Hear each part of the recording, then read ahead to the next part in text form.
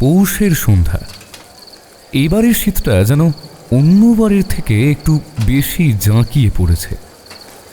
আর 5টা ছুটির দিনের মতো আজও দুপুর গড়াতেই হাটতলার দিনুর চায়ের দোকানে ভিড় জমতে শুরু করলো একটু একটু করে। এমনিতে দুপুরের পর ভাত ঘুম না দেওয়া হলে এই গ্রামের পুরুষদের মেজাজ ঠিক হয় না ঠিকই, তবে এই পৌষের শীতটুকুতে তাদের দৈনন্দিন অভ্যাসের একটু হেরফের ঘটে।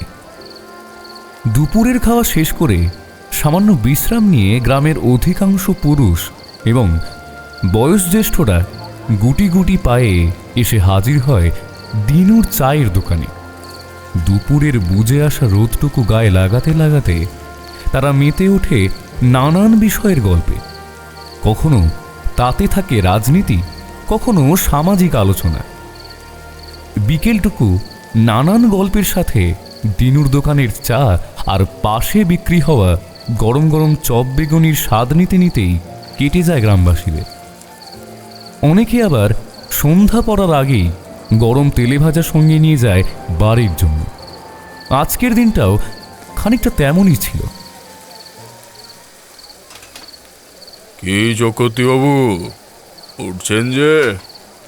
মাস্টার মশাইয়ের প্রশ্নে ভাঁড়ের শেষ চায়ে চুমুক দিয়ে চক্রবর্তীবাবু জবাব দিলেন,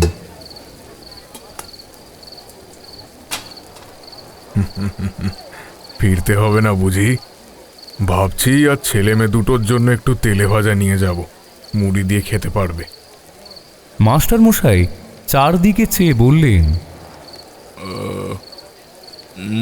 তা ঠিক, সন্ধেও হতে চলল বলে এই শীতে বেশিক্ষণ আর দোকানে ঝাঁপি খোলা থাকবে না মনে হয়। এমন সময় চা ঢালতে ঢালতে দিনু বলল, মদন মশাইয়ের বাড়ির খবর কি? ওই মূর্তিটা পাওয়া গেল ভট্টাচার্য মশাই? খানিকটা অবাক হয়ে মাস্টার মশাই ভট্টাচার্য মশাইয়ের দিকে তাকালেন। কটা দিন জরুরি কাজে শহরে যেতে হয়েছিল ওনাকে। আজ সকালেই ফিরেছেন, তাই গ্রামের খবর বিশেষ কিছুই জানেন না তিনি। কোন মূর্তি?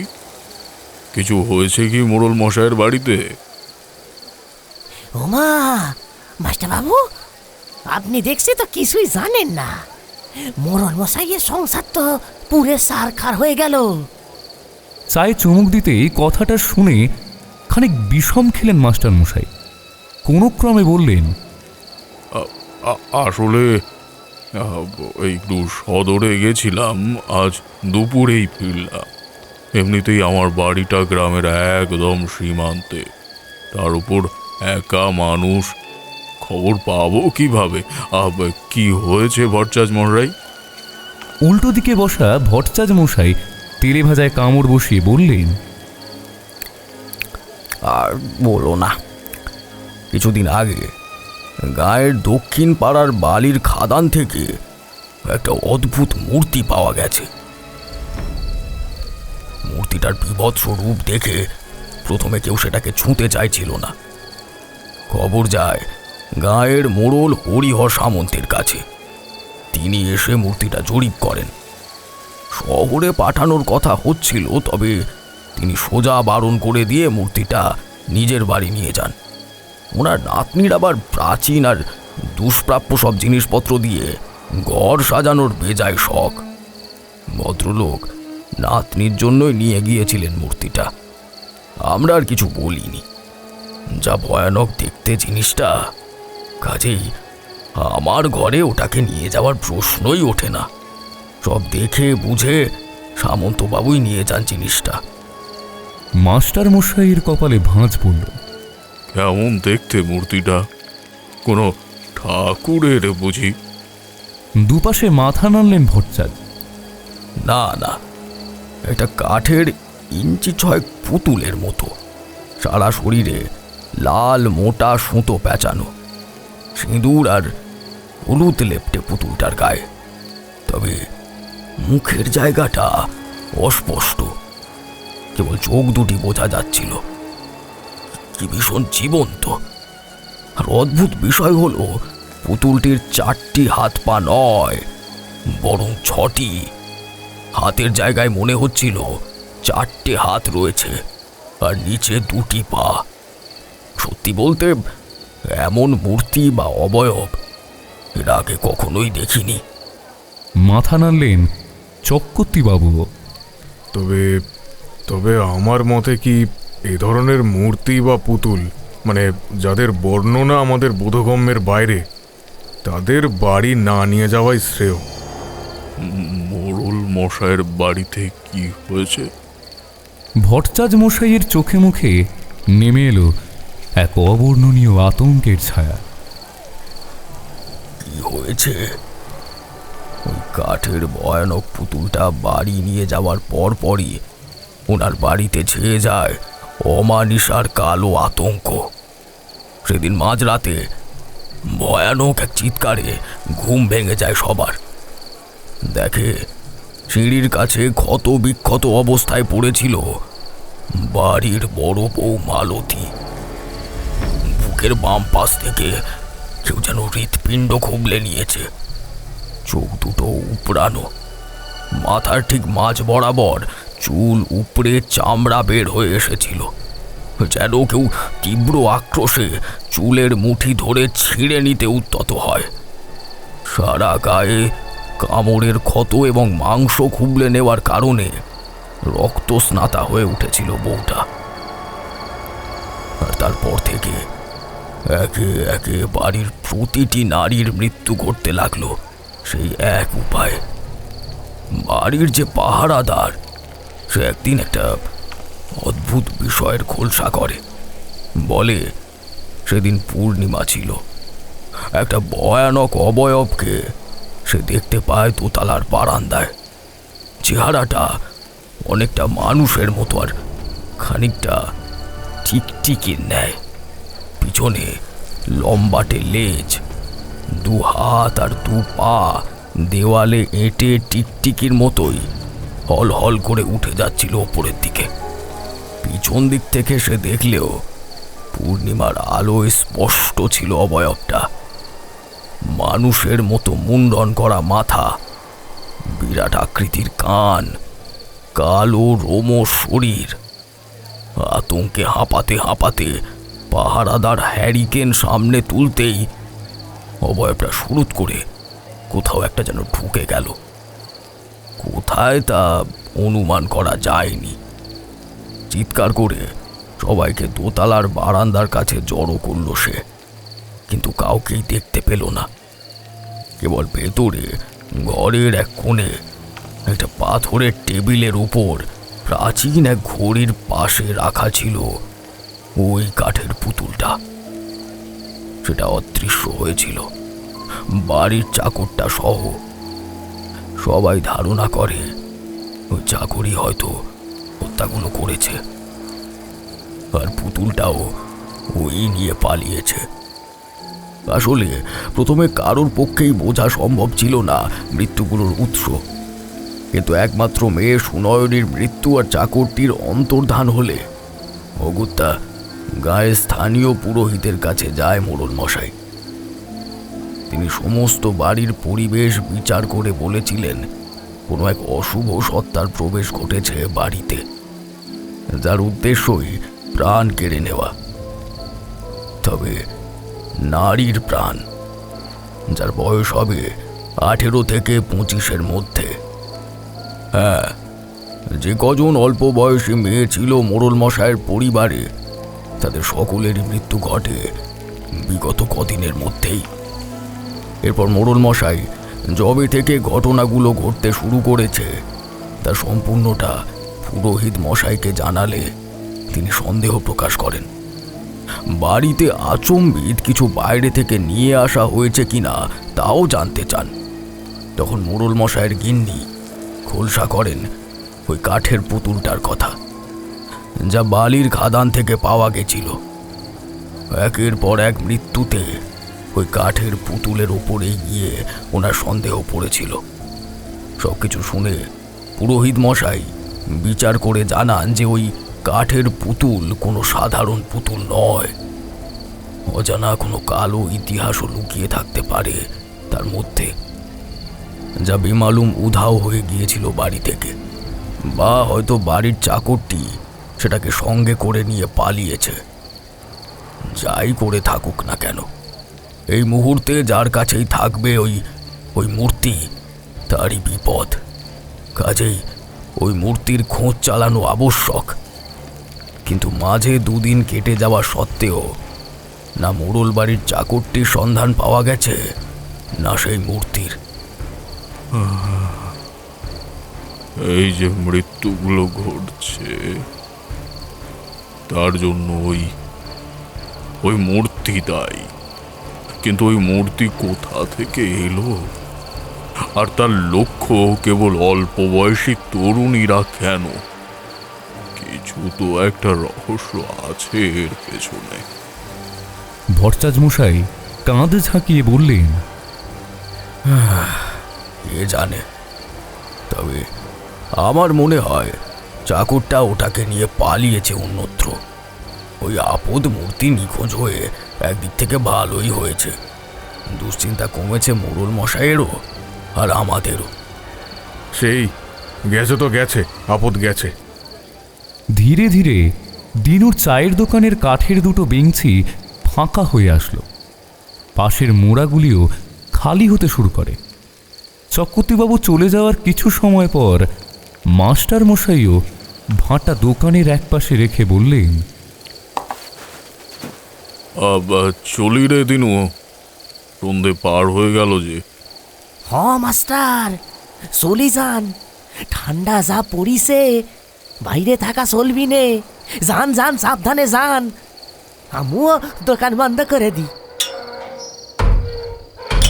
ফেরার পথে মাস্টার মশাই লক্ষ্য করলেন পাশের চপের দোকান সহ আটতলার প্রায় সব দোকানপাটের ঝাঁপি বন্ধ হতে শুরু করেছিল ধীরে ধীরে।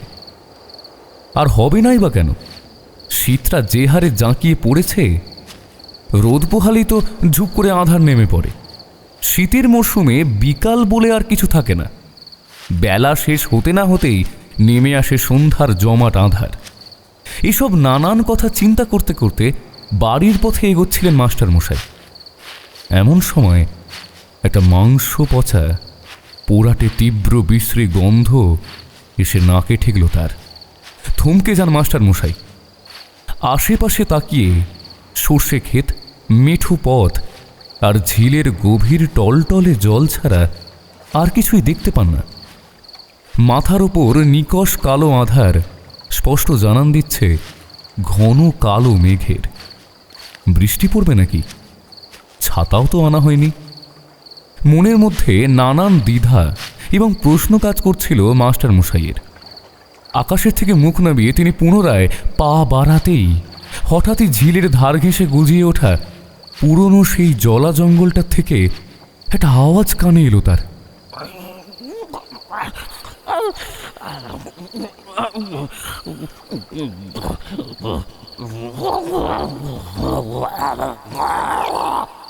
অদ্ভুত এক জান্তব গোঙানির শব্দ। হাতে টর্চ যদিও রয়েছে, তাই কি মনে করে কয়েক পা এগিয়ে গেলেন ওই জলা জঙ্গলের দিকে। আওয়াজটা আরও তীব্র থেকে তীব্রতর হয়ে উঠতে শুরু করে। মাস্টারমশাই টর্চের আলো ফেলে ভেতরে প্রবেশ করতেই একটা বিকট দানবীয় চিৎকার শুনতে পেলেন।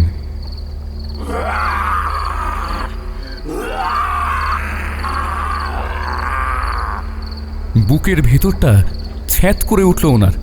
তবুও ভেতর থেকে কিসের শব্দ শোনা যাচ্ছে তা জানার জন্য ধীর পায়ে সেদিকে এগোতে লাগলেন তিনি।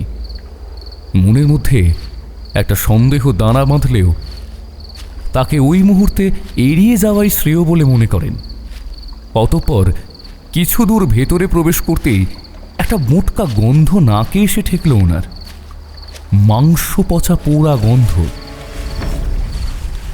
সেই জান্তব আওয়াজটাও যেন পাল্লা দিয়ে বেড়েছিল সেই সাথে। টর্চের আলো ফেলে তিনি গোটা জঙ্গলের চারপাশটা ঘোরাতে লাগলেন। এমন সময় হঠাৎই এক জায়গায় এসে ওনার টর্চের আলো আপনা আপনি স্থির হয়ে গেল। দেখলেন কয়েক পা দূরত্বে একটা অবয়ব। আলোটা সরাসরি সেই অবয়বের ওপর পড়তেই আচমকা মাস্টারমশাই দেখলেন একটি বীভৎস চেহারার মূর্তি মাটিতে বসে ঝুঁকে কিছু একটা করছিল, কিন্তু আলোটা পড়ায় চকিতে সে মুখ তুলে সরাসরি তাকায় মাস্টারমশাইয়ের দিকে। সম্পূর্ণ কালো রোমস চেহারা সেই বিভীষিকার, দু চোখ যেন হলদে হয়ে জ্বলছে। নাক চোখে পড়ল না, তবে ঠোঁটের জায়গায় ছিল ধারালো দাঁতের সারি, তাতে লেগে টাটকা তাজা রক্ত। মাংসের ডেলা জাতীয় কিছু একটা আটকে রেখেছে সেখানে। মাথার দুপাশে অদ্ভুত আকৃতির দুটি বিশাল কান, আর কালো রোমস হাতের আঙুলের ডগায় বেরিয়েছিল তীক্ষ্ণ ধারালো কালচে নখ। তবে মনুষ্য আকৃতির সেই অবয়বের সবচেয়ে অদ্ভুত ছিল পিছনের টিকটিকির ন্যায় লম্বাটে সেই লেজটা। স্পষ্ট বোঝা যাচ্ছিল এ অন্য কোনো জীব হতে পারে, তবে কোনো সাধারণ মানুষ নয়। মাস্টারমশাইয়ের দিকে চোখাচোখি হতেই সেই বিভীষিকা নিজের দাঁতে কামড়ে থাকা মাংসের দলাটা মাটিতে ফেলতেই টর্চের আলোয় ওনার চোখ সেদিকে গেল, আর নিচের দিকে চোখ পড়তেই মাস্টারমশাইয়ের সারা শরীর কেঁপে উঠল নিমেষেই। ভয় আর আতঙ্ক সঙ্গে সঙ্গে দখল করে নিল ওনার মন মস্তিষ্কে। কারণ যে হাড় হিম করা দৃশ্য উনি চোখের সামনে দেখতে পাচ্ছেন, তা দেখার পর মনে হয় না কোনো মানুষ স্বাভাবিক থাকতে পারবে বলে। সামনে থাকা বিভীষিকার ঠিক পায়ের কাছে পড়েছিল একটি নিথর রক্তাক্ত ছিন্ন ভিন্ন মনুষ্য দেহ, সম্ভবত কোনো নারী। তবে পেটের জায়গাটা ছিন্ন বিচ্ছিন্ন হয়ে নাড়ি ভুঁড়ি সহ মাংসপিণ্ড সমূহ বেরিয়ে আসার কারণেই বিশেষ কিছুই বোধগম্য হচ্ছিল না। মাথার এক ঢাল চুল জায়গায় জায়গায় খুবলে নেওয়া, চোখ উপড়ানো। মাস্টারমশাই ঠাউর করতে পারলেন না সম্মুখের এই বিভীষিকা আদৌ কোনো দানব নাকি প্রাণী। বিভীষিকার সেই স্থির ভয়ানক দৃষ্টি চোখে পড়া মাত্রই বুকের ভেতরটা কেঁপে উঠল মাস্টারমশাইয়ের। আপন মনে অস্ফুটে তিনি বললেন, না না না না না, কিচ্ছু শেষ হয়নি বরজাস মশাই। মোড়ল মশাইয়ের বাড়ি ছাড়লেও সে বিভীষিকা আমাদের গ্রাম ছেড়ে এখনো যায়নি। সে এবার হয়তো ধীরে ধীরে এই গ্রামকে শেষ করবে। এটা গ্রামের সবাইকে জানাতেই হবে আমায়, দেরি করলে আর চলবে না যে। ভয়ানক সেই মূর্তিটি সব ছেড়ে অদ্ভুত এক জান্তব শব্দ মুখ থেকে বের করতে করতে দু হাত এবং পায়ে মাটিতে ভর করে ধীরে ধীরে এগিয়ে আসতে লাগলো মাস্টারমশাইয়ের দিকে। ধারালো দাঁতের শাড়ি, জ্বলন্ত দু চোখ, সব টর্চের আলোয় স্পষ্ট হয়ে উঠছিল ভদ্রলোকের সামনে। রীতিমতো কাঁপতে কাঁপতে তিনি পিছন ফিরে পালানোর চেষ্টা করলেন। এমন সময় পায়ের গোছে কনকনে ঠান্ডা লিকলিকে কিছু স্পর্শ পেলেন। মুহূর্তের দ্বিধা কাটতেই বুঝলেন আর কিছুই নয়, সেগুলো আঙুল। তবে এসব ভাবনায় পালানোর সময় বেশ কিছুটা বিলম্বিত হয়ে যায়। সেই বিভীষিকার আঙুলগুলো দ্রুত মাস্টারমশাইয়ের দুটি পা চেপে ধরে আর টেনে নিয়ে যায় জঙ্গলের আরো গভীরে।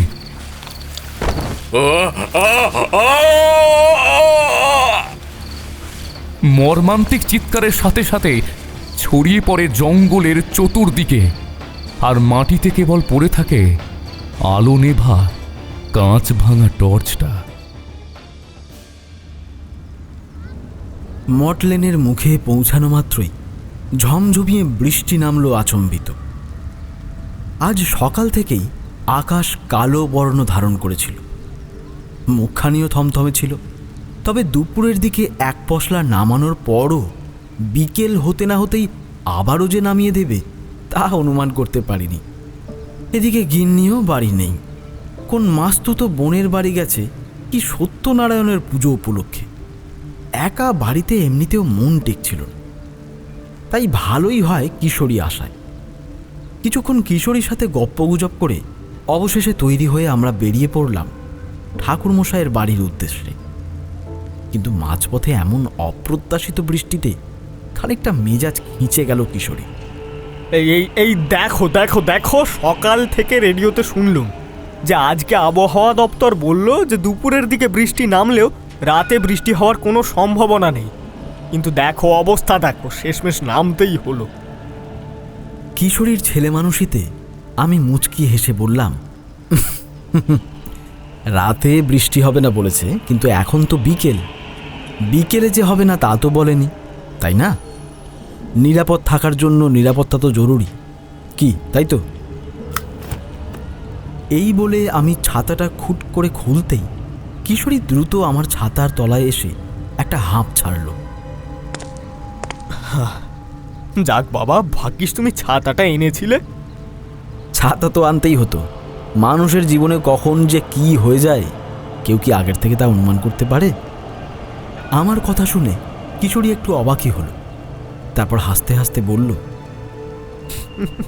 ঠাকুরমশাইয়ের গল্পগুলো দেখছি তোমার উপর বেশ ভালোই প্রভাব ফেলেছে। এই যা, তেলে ভাজা নেওয়া হলো না তো। এমন আবহাওয়ায় গরম গরম তেলে ভাজার সাথে মুড়ি আর গরম চা যদি না হয় তাহলে জমে ক্ষীর হবে কি করে বলো তো? ভাইয়া, কি করা যায়? আমি বৃষ্টির মাঝেই এদিক ওদিক চেয়ে বললাম, ওই দোকানটা খোলা, চলো চলো নিয়ে নিই তবে। আর পাসিং শোটা? ওটা আগে ভাগে নিয়েই তোমার ঘরে ঢুকেছিলাম। কিশোরী আশ্বস্ত করতেই আমরা তেলে ভাজার দোকান থেকে কতগুলি বেগুনি আর আলুর চপ কিনে দ্রুত পা চালালাম তারানাথের বাড়ির উদ্দেশ্যে। এমনিতেই মুষলাকার বৃষ্টি, তার মধ্যে এক ছাতায় দুজনের রক্ষা পাওয়া বেশ মুশকিল, তাই দ্রুত পা চালাতে লাগলাম আমরা দুজনেই। অতঃপর কোনো রকম তাড়াহুড়ো করে আধ ভিজে অবস্থায় পৌঁছালাম ঠাকুরমশাইয়ের বাড়ির সদর দরজার কাছে। বৈঠকখানার দরজা খোলাই ছিল। আমরা আলগোছে গায়ে লেগে থাকা বৃষ্টির জল ঝাড়তে ঝাড়তেই ভেতরে প্রবেশ করলাম। এমন সময় দেখি ঠাকুর ঘর থেকে চারি বেরোচ্ছে, সম্ভবত সন্ধ্যা পুজোর জন্য প্রস্তুত হচ্ছিল। আমাদের দেখতেই মৃদু হেসে বলল, হাসুন কাকাবাবুরা, বাবা ওই দিকের ঘরেই রয়েছে, আপনারা বরং এখানে বসুন, আমি বাবাকে ডেকে দিচ্ছি। এমন সময় চারির কথার মাঝেই তারানাথ ভেতরের ঘর থেকে বেরিয়ে এলেন। পিছনে বেটেখাটো উচ্চতার এক মধ্যবয়স্ক ব্যক্তি, পরনে ধুতি পাঞ্জাবি, হাতে একটি কালো ব্যাগ ঝোলানো। আমাদের দেখা মাত্রই তারানাথ ব্যস্ত কণ্ঠে বললেন, এ বাবা, তোমরা তো একেবারে ভিজে গেছো দেখছি। চারিমা, ওদের একটা গামছা দে না। এমন আধ ভেজা অবস্থায় থাকলে ঠান্ডা লেগে যাবে তোমাদের। হ্যাঁ বাবা, এক্ষুনি এনে দিচ্ছি। এই বলে চারি দ্রুত একটা গামছা এনে আমাদের হাতে দিল, তারপর ঠাকুর ঘরের দিকে চলে গেল। আমি এবং কিশোরী গা হাত মুছতে মুছতেই দেখলাম ঠাকুরমশাই সেই ভদ্রলোকের সাথে নিচু স্বরে কিসব জানি কথা বলছেন। এমন সময় কিশোরী জিজ্ঞেস করে বসে, আমাদের জন্য ঠাকুরমশাইয়ের কাজে ব্যাঘাত ঘটলো বলুন? না না, আমার কাজ তো শেষ হয়ে গিয়েছিল। এই ভদ্রলোক সেই বারাসাত থেকে এসেছেন আমার সাথে দেখা করতে। কিন্তু চাটুর্যে মশাই, আপনি যাবেন কিভাবে? যা বৃষ্টি নেমেছে, যাওয়াটা আপনার পক্ষে একটু কঠিন। আপনি বরং একটু বসে যান, বৃষ্টি একটু ধরলে না হয় তখন যাবেন। ভদ্রলোক কিছু বললেন না। আমি আর কিশোরী সামনের চাটাই বেছানো তক্তপোষে বসতেই ভদ্রলোকও আমাদের উল্টো দিকে বসল। তারিমা, বলছি তোর পুজো দেওয়া হলে একটু চা করিস তো। ভেতর থেকে সাড়া এলো, আচ্ছা বাবা। এমন সময় কিশোরী দ্রুত তেলে ভাজার প্যাকেটটা এগিয়ে দিল ঠাকুরমশাইয়ের দিকে, সাথে পাসিং শোটাও। ঠাকুরমশাই, বলি এগুলো নিন, নতুবা ঠান্ডা হয়ে যাবে। তেলে ভাজার প্যাকেট আর পাসিং শো নিয়ে তারানাথ ভিতরে চলে গেলেন। কিছুক্ষণের মধ্যে ফিরে এলে ভদ্রলোক ব্যস্ত হয়ে উঠে দাঁড়ান। ঠাকুরমশাই, আজ চলি তবে। বৃষ্টি সামান্য ধরেছে, সঙ্গে ছাতাও আছে, কোনো অসুবিধা হবে না আমার।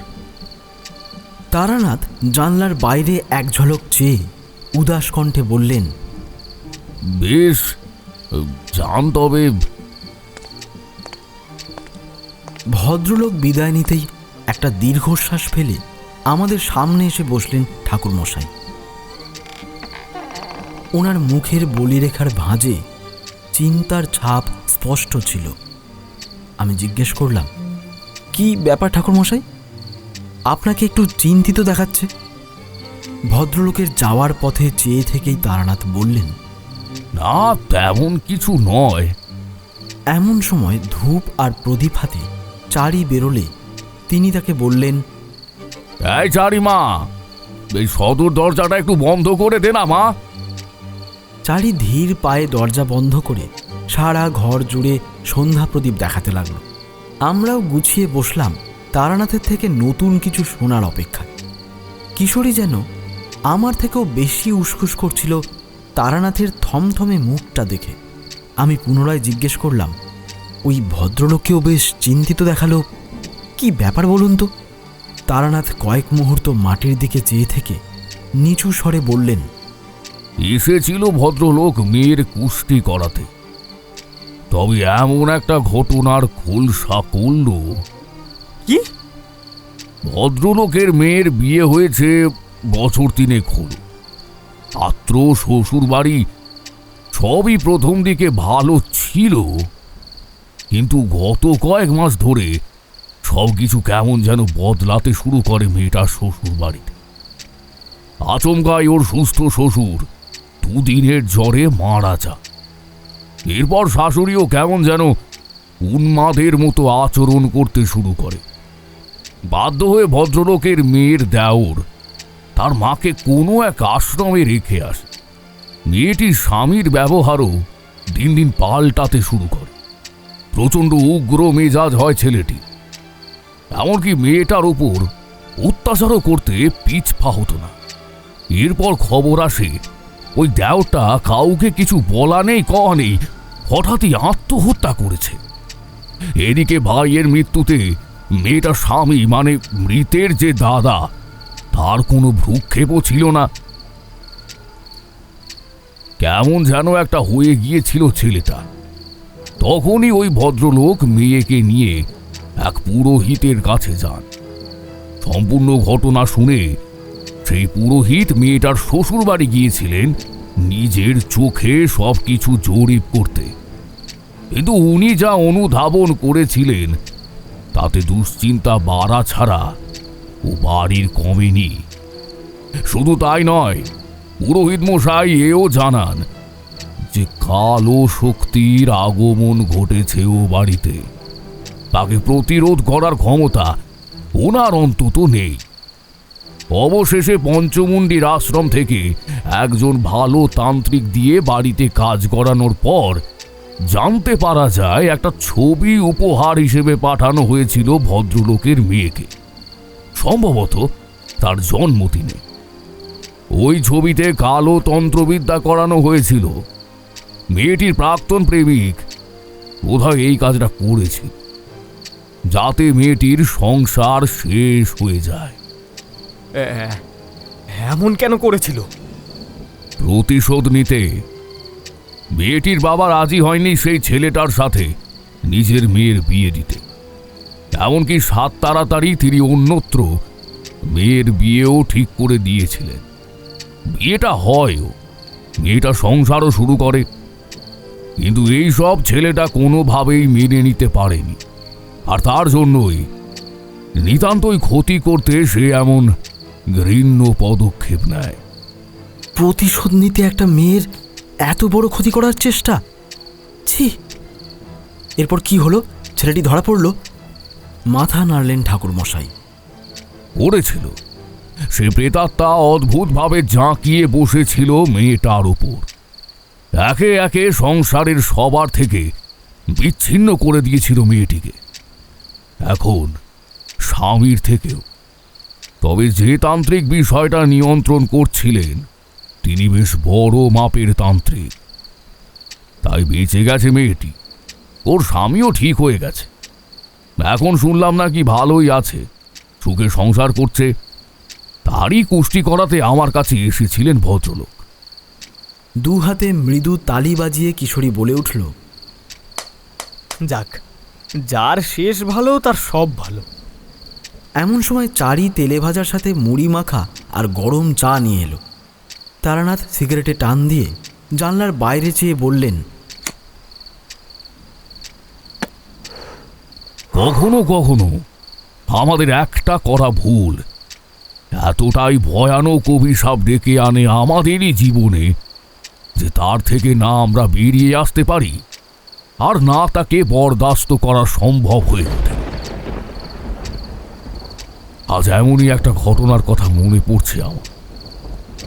বাইরের কোনো জিনিসকেই চোখ বন্ধ করে বিশ্বাস করে নেওয়া উচিত হয় না আমাদের, কারণ তার মধ্যে এমন কিছু থাকতে পারে যা আমাদের জীবনে গভীর কালো অভিশাপ বয়ে আনতে পারে। একটা কাঠের পুতুল। কিঞ্চিত ভাবুক হয়ে কথাটা বলতে শুরু করলেন তারানাথ।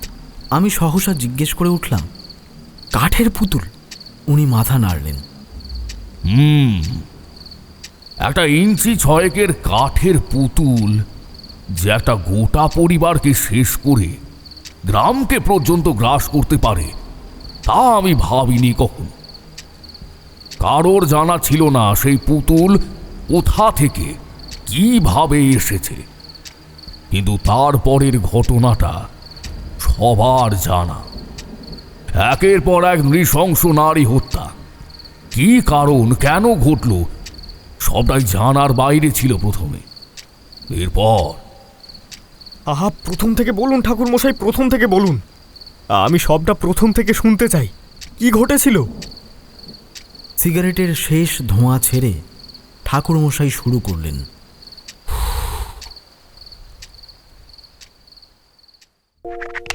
আজকের গল্পটা কেমন লাগছে জানাতে কিন্তু ভুলো না, আর বোটের হেডফোনে শুনলে এই গল্পের মজাই আলাদা। সময়টা স্পষ্ট মনে নেই, তবে তখন সাধনার শেষের দিনগুলো চলছিল। হাঁটতে হাঁটতে একটা গ্রামে এসে পৌঁছালাম আমি। আপাত দৃষ্টিতে নিপাট সুন্দর একটি গ্রাম, তবে বাতাসে কেমন জানি একটা উষ্ণ হলকা আর পোড়া গন্ধ ঘুরপাক খাচ্ছিল। আমি ধীর পায়ে গ্রামের সীমানা পার করতেই এক ব্রাহ্মণ বৃদ্ধের সাথে দেখা হয়। আমাকে দেখা মাত্রই তিনি বললেন, আপনি কে মশাই, এই ভর সন্ধ্যায় এই দিকে? আসলে এই দিকটাতে তো আসার কথা নয় আমার, হয়তো দিক ভুল করে। আচ্ছা, এই গ্রামের নাম কি? কুমুদপুর। দেখুন, এখানে সন্ধ্যার পর ঘোরাফেরা করা ঠিক নয়। আপনি যেতে চান কোথায়? কারুর বাড়ি? না, আমি একজন সাধক। গ্রামে গঞ্জে শ্মশানঘাটে ঘুরে ফিরে সাধনা করাই হলো আমার কাজ। এদিকটায় আসার কথা ছিল না, যদিও মনে হয় দিকভ্রষ্ট হয়েছি। না না না, সন্ধ্যা শেষ হতে চলল। সন্ধ্যার পর এই গাঁয়ের পথে বেশি চলাফেরা করা ঠিক নয়। তাছাড়া শীতের রাত, যে যার ঘর বন্ধ করে রাতের খাওয়া দাওয়ার তোড়জোড় শুরু করে দেয়। আপনার এত রাতে গাঁয়ের পথে হাঁটাহাঁটির কোনো দরকার নেই মশাই। আপনি বরং মন্দিরের বিশ্রাম ঘরে চলুন, ওখানে থাকার জায়গা আছে। বৃদ্ধের চোখে একটা অদ্ভুত সতর্কতা লক্ষ্য করলাম, তবে মুখে কিছু বললাম না। নীরবে ওনাকে অনুসরণ করে সেই বিশ্রাম ঘরের কাছে আসি। ঘরের ছাউনি দেওয়া মাটির ঘর, পাশেই একটা পাকা দেওয়ালের মন্দির রয়েছে, সম্ভবত মা কালী। সামনে দুটি সিঁড়ি রয়েছে এবং তারপর মন্দিরের চাতাল এবং ভেতরের দিকে রয়েছে বিগ্রহের গর্ভগৃহ। ঘরের ভেতর প্রবেশ করে বৃদ্ধ বললেন, আজ রাতটা বরং আপনি এখানেই থাকুন।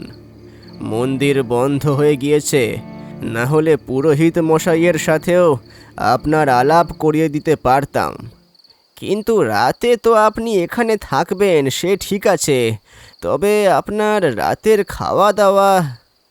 আমার কোনো অসুবিধা হবে না। তারপর কাঁধ থেকে পুঁটলিটা নামিয়ে সেটা খুলতে খুলতেই বললাম, এখানে তো ফলমূল আছে, এতেই কাজ চলে যাবে। কিন্তু কিন্তু একটু আগে আপনি যখন আমাকে বেশি রাতে বাইরে থাকার জন্য বারণ করছিলেন, তখন আপনার মুখে একটু অস্বাভাবিকতা লক্ষ্য করেছিলাম। মানে সাধারণ লাগলো না ব্যাপারটা। না না না, তেমন কিছুই না ঠাকুর মশাই। আসলে শীতের রাত, এই গাঁয়ে সবাই তাড়াতাড়ি শুয়ে পড়ে। শুনশান এই গাঁয়ের পথে রাতের বেলায় আপনি একা ঘুরে করবেনটাই বা কি? তার উপর জঙ্গলি শেয়ালের বড্ড উপদ্রব এখানে, ভয় লাগে। তাই বললাম যে নিরাপদে থাকাটা খুব জরুরি, তাই না?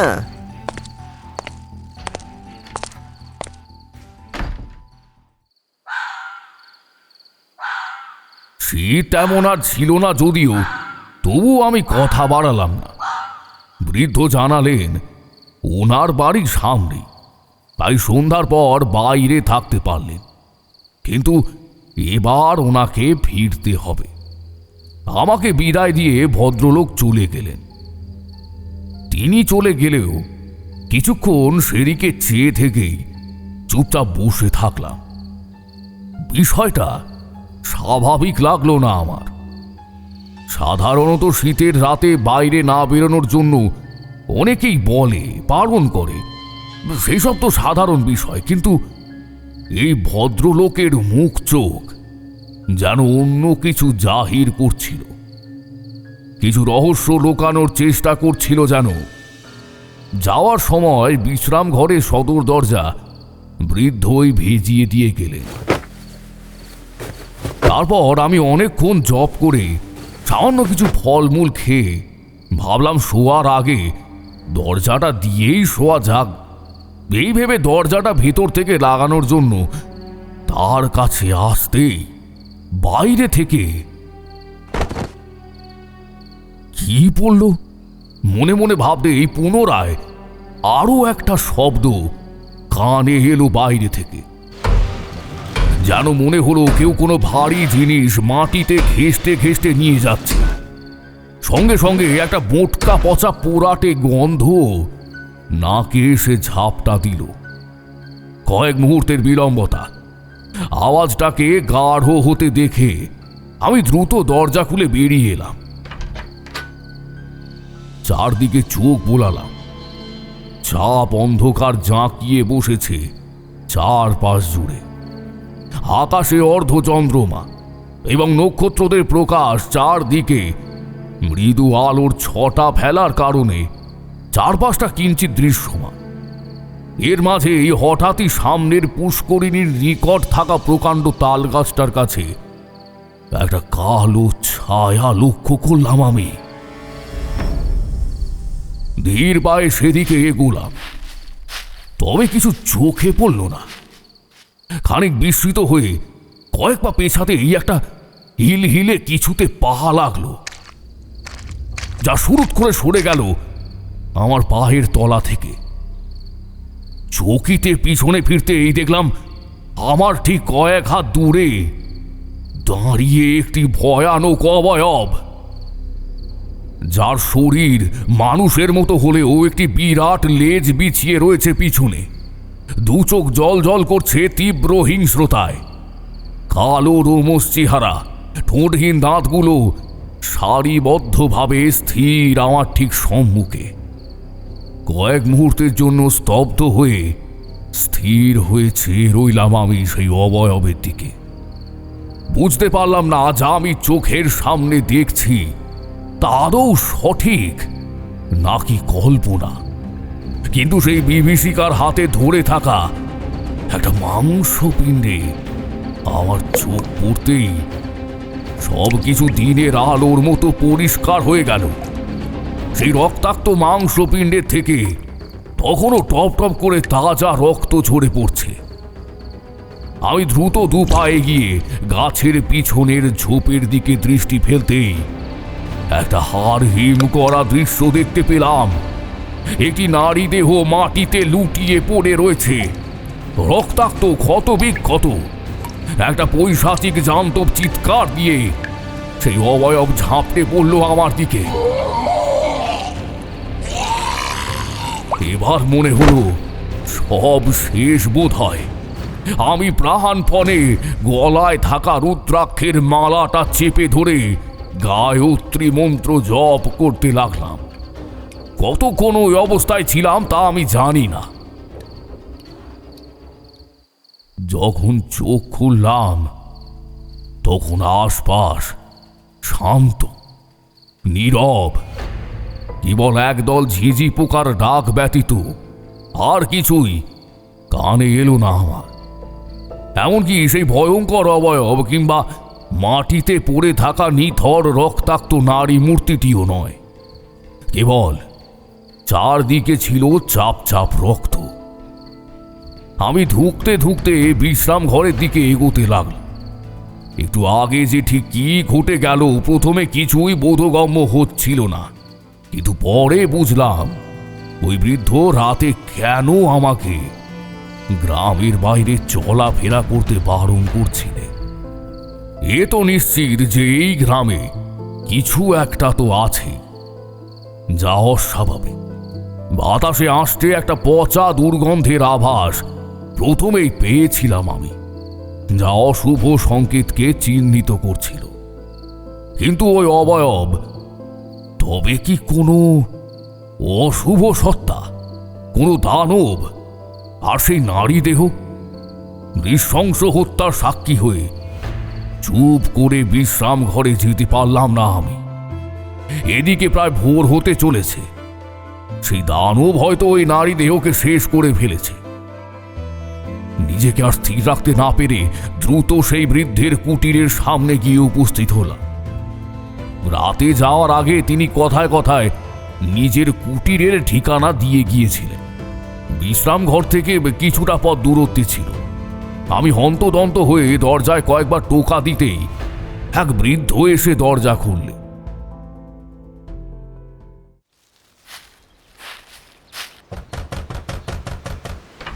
কি ব্যাপার? কে আপনি? আপনি আমাকে চিনবেন না মাসিমা, তবে মেসমশাই আমাকে চেনেন। এই একটু ওনাকে ডেকে দিন, খুব দরকার। মহিলা আমাকে ভালোভাবে দেখে বললেন, ভেতরে আসুন। উনি তো আপনাকে গ্রামের বিশ্রাম ঘরে থাকার ব্যবস্থা করে দিয়েছেন, কি তাই তো? গতকাল এসে সবটাই বলেছিলেন। আমি ওর স্ত্রী। বসুন, আমি ডেকে দিচ্ছি। বৃদ্ধার কথার মাঝে বাইরে কোলাহলের শব্দ ছড়িয়ে পড়ল। আমি দ্রুত সদর দরজার কাছে এসে দেখলাম বেশ কিছু গ্রামবাসী লাঠি সোটা হাতে ছুটোছুটি করছে, কিছু আলোচনা করছে। যার পরনায় ব্যতি ব্যস্ত। বৃদ্ধা কপালে ভাঁজ নিয়ে জিজ্ঞেস করলেন, এসব কি চলছে এখানে? হঠাৎই আমার গত রাতের কথা খেয়াল পড়তেই আমি বললাম, বলছি আপনি মেসমশাইকে একবার ডাকুন দয়া করে। বৃদ্ধা ভেতরে চলে যান। এর কিছু সময় পর ফিরে আসে। ওনার পিছনে ওনার স্বামী। বৃদ্ধা চোখ কচলিয়ে জিজ্ঞেস করেন, এ কি ঠাকুর মশাই আপনি? আমি গত রাতের পুরো ঘটনাটা খুলে বলতেই বৃদ্ধ গায়ে একটা চাদর জড়িয়ে বেরিয়ে এলেন কুটিরের বাইরে। আমিও ওনার পিছু পিছু বেরিয়ে এলাম। সামনে এক জটলার কাছে এসে সন্তর্পণে প্রশ্ন করলেন তিনি, ও মহেশ, কি হয়েছে কি? আর বলবেন নি কাকাবাবু, ওই ঘোষবাড়ির মেয়েটারে কাল রাত্রে তুলে নিয়ে গেছিল এই রাক্ষসটা। আজ জঙ্গলের মুখে ওর দেহকারি পেলুম আমরা। সে কি অবস্থা হয়েছে শরীরটার সেটা যায় না, যাতা করে দিয়েছে একেবারে। আচ্ছা, সবার প্রথম খেয়ে দেখতে পায়? ওই তো গাঁয়ের দুজন জেলে, সকালবেলা মাছ ধরতে যাওয়ার পথই দেখতে পেয়েছে। কি অবস্থা বাবা! তা মহেশ, এখন সেই মৃতদেহ কোথায়? ওই তো শ্মশানের দিকে নিয়ে যাওয়া হচ্ছে। বৃদ্ধের সাথে আমিও শ্মশানের দিকে এগোলাম। যা দেখার গত রাতেই দেখে ফেলেছি আমি। বৃদ্ধ জানেন এখন সে কথা। যাওয়ার পথে তিনি বললেন, আপনি সাধক মানুষ বলেই ওই সাংঘাতিক পরিস্থিতির থেকে বেরিয়ে আসতে পেরেছেন, না হলে ওই হিংস্র দানবের মুখ থেকে জীবন্ত বেঁচে বেরিয়ে আসা কারুর পক্ষেই সম্ভব নয়। আপনার মতো আর একজনও স্বচক্ষে ওই রাক্ষসকে দেখেছিল, কিন্তু তারপর আর কখনোই সে কথা বলতে পারেনি। তার এখন সারা শরীর অচল, কেবল চোখে দেখতে পায়, কানে শুনতে পায়, আর নিঃশ্বাস প্রশ্বাস নিতে পারে। তবে কেউ জানে না যে ওই দিন সে কি দেখেছিল। ইতিমধ্যে এই শ্মশানে পৌঁছে যাই আমরা। একটু আগে বৃদ্ধের বলা কথাগুলো ক্রমাগত মাথার মধ্যে ঘুরপাক খাচ্ছিল আমার, তাই জিজ্ঞেস করেই ফেললাম, আপনি কার কথা বলছেন যে ওই দানবের মুখোমুখি হয়েছিল? বৃদ্ধ কিছু বলার আগে এক মহিলার চিৎকার শুনে আমরা সবাই সামনে তাকালাম। বছর 40-এর হবে। চিৎকার করে বুক ফাটা যন্ত্রণায় ভেঙে পড়েছেন তিনি। মেয়েটির মা, কতই বা বয়স হবে মেয়েটির? ওই 21-22। বিয়ের কথাবার্তা চলছিল, তারই মধ্যে এই সব। এখন কি যে হবে! কি ঘটছে গ্রামে? আপনি কিন্তু আমাকে খোলাখুলি বলতে পারেন, হয়তো আপনার কোনো কাজে লাগতে পারি। বলুন, কি ঘটছে এখানে? বৃদ্ধ চারদিকে চেয়ে নিচু স্বরে বললেন, এখানে নয়, কিছু দূরে একটা ভাঙা পরিত্যক্ত মন্দির রয়েছে, ওখানে বসে কথা বলা যাবে। আসুন।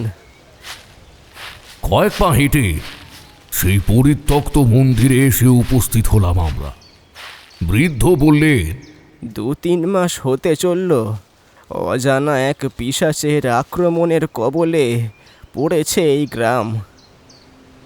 কোথা থেকে কিভাবে এসেছে তা জানতে হলে প্রথম থেকেই সবটা আপনাকে বলতে হবে। বুঝেছি, বলুন, প্রথম থেকেই আমি শুনবো সবটা।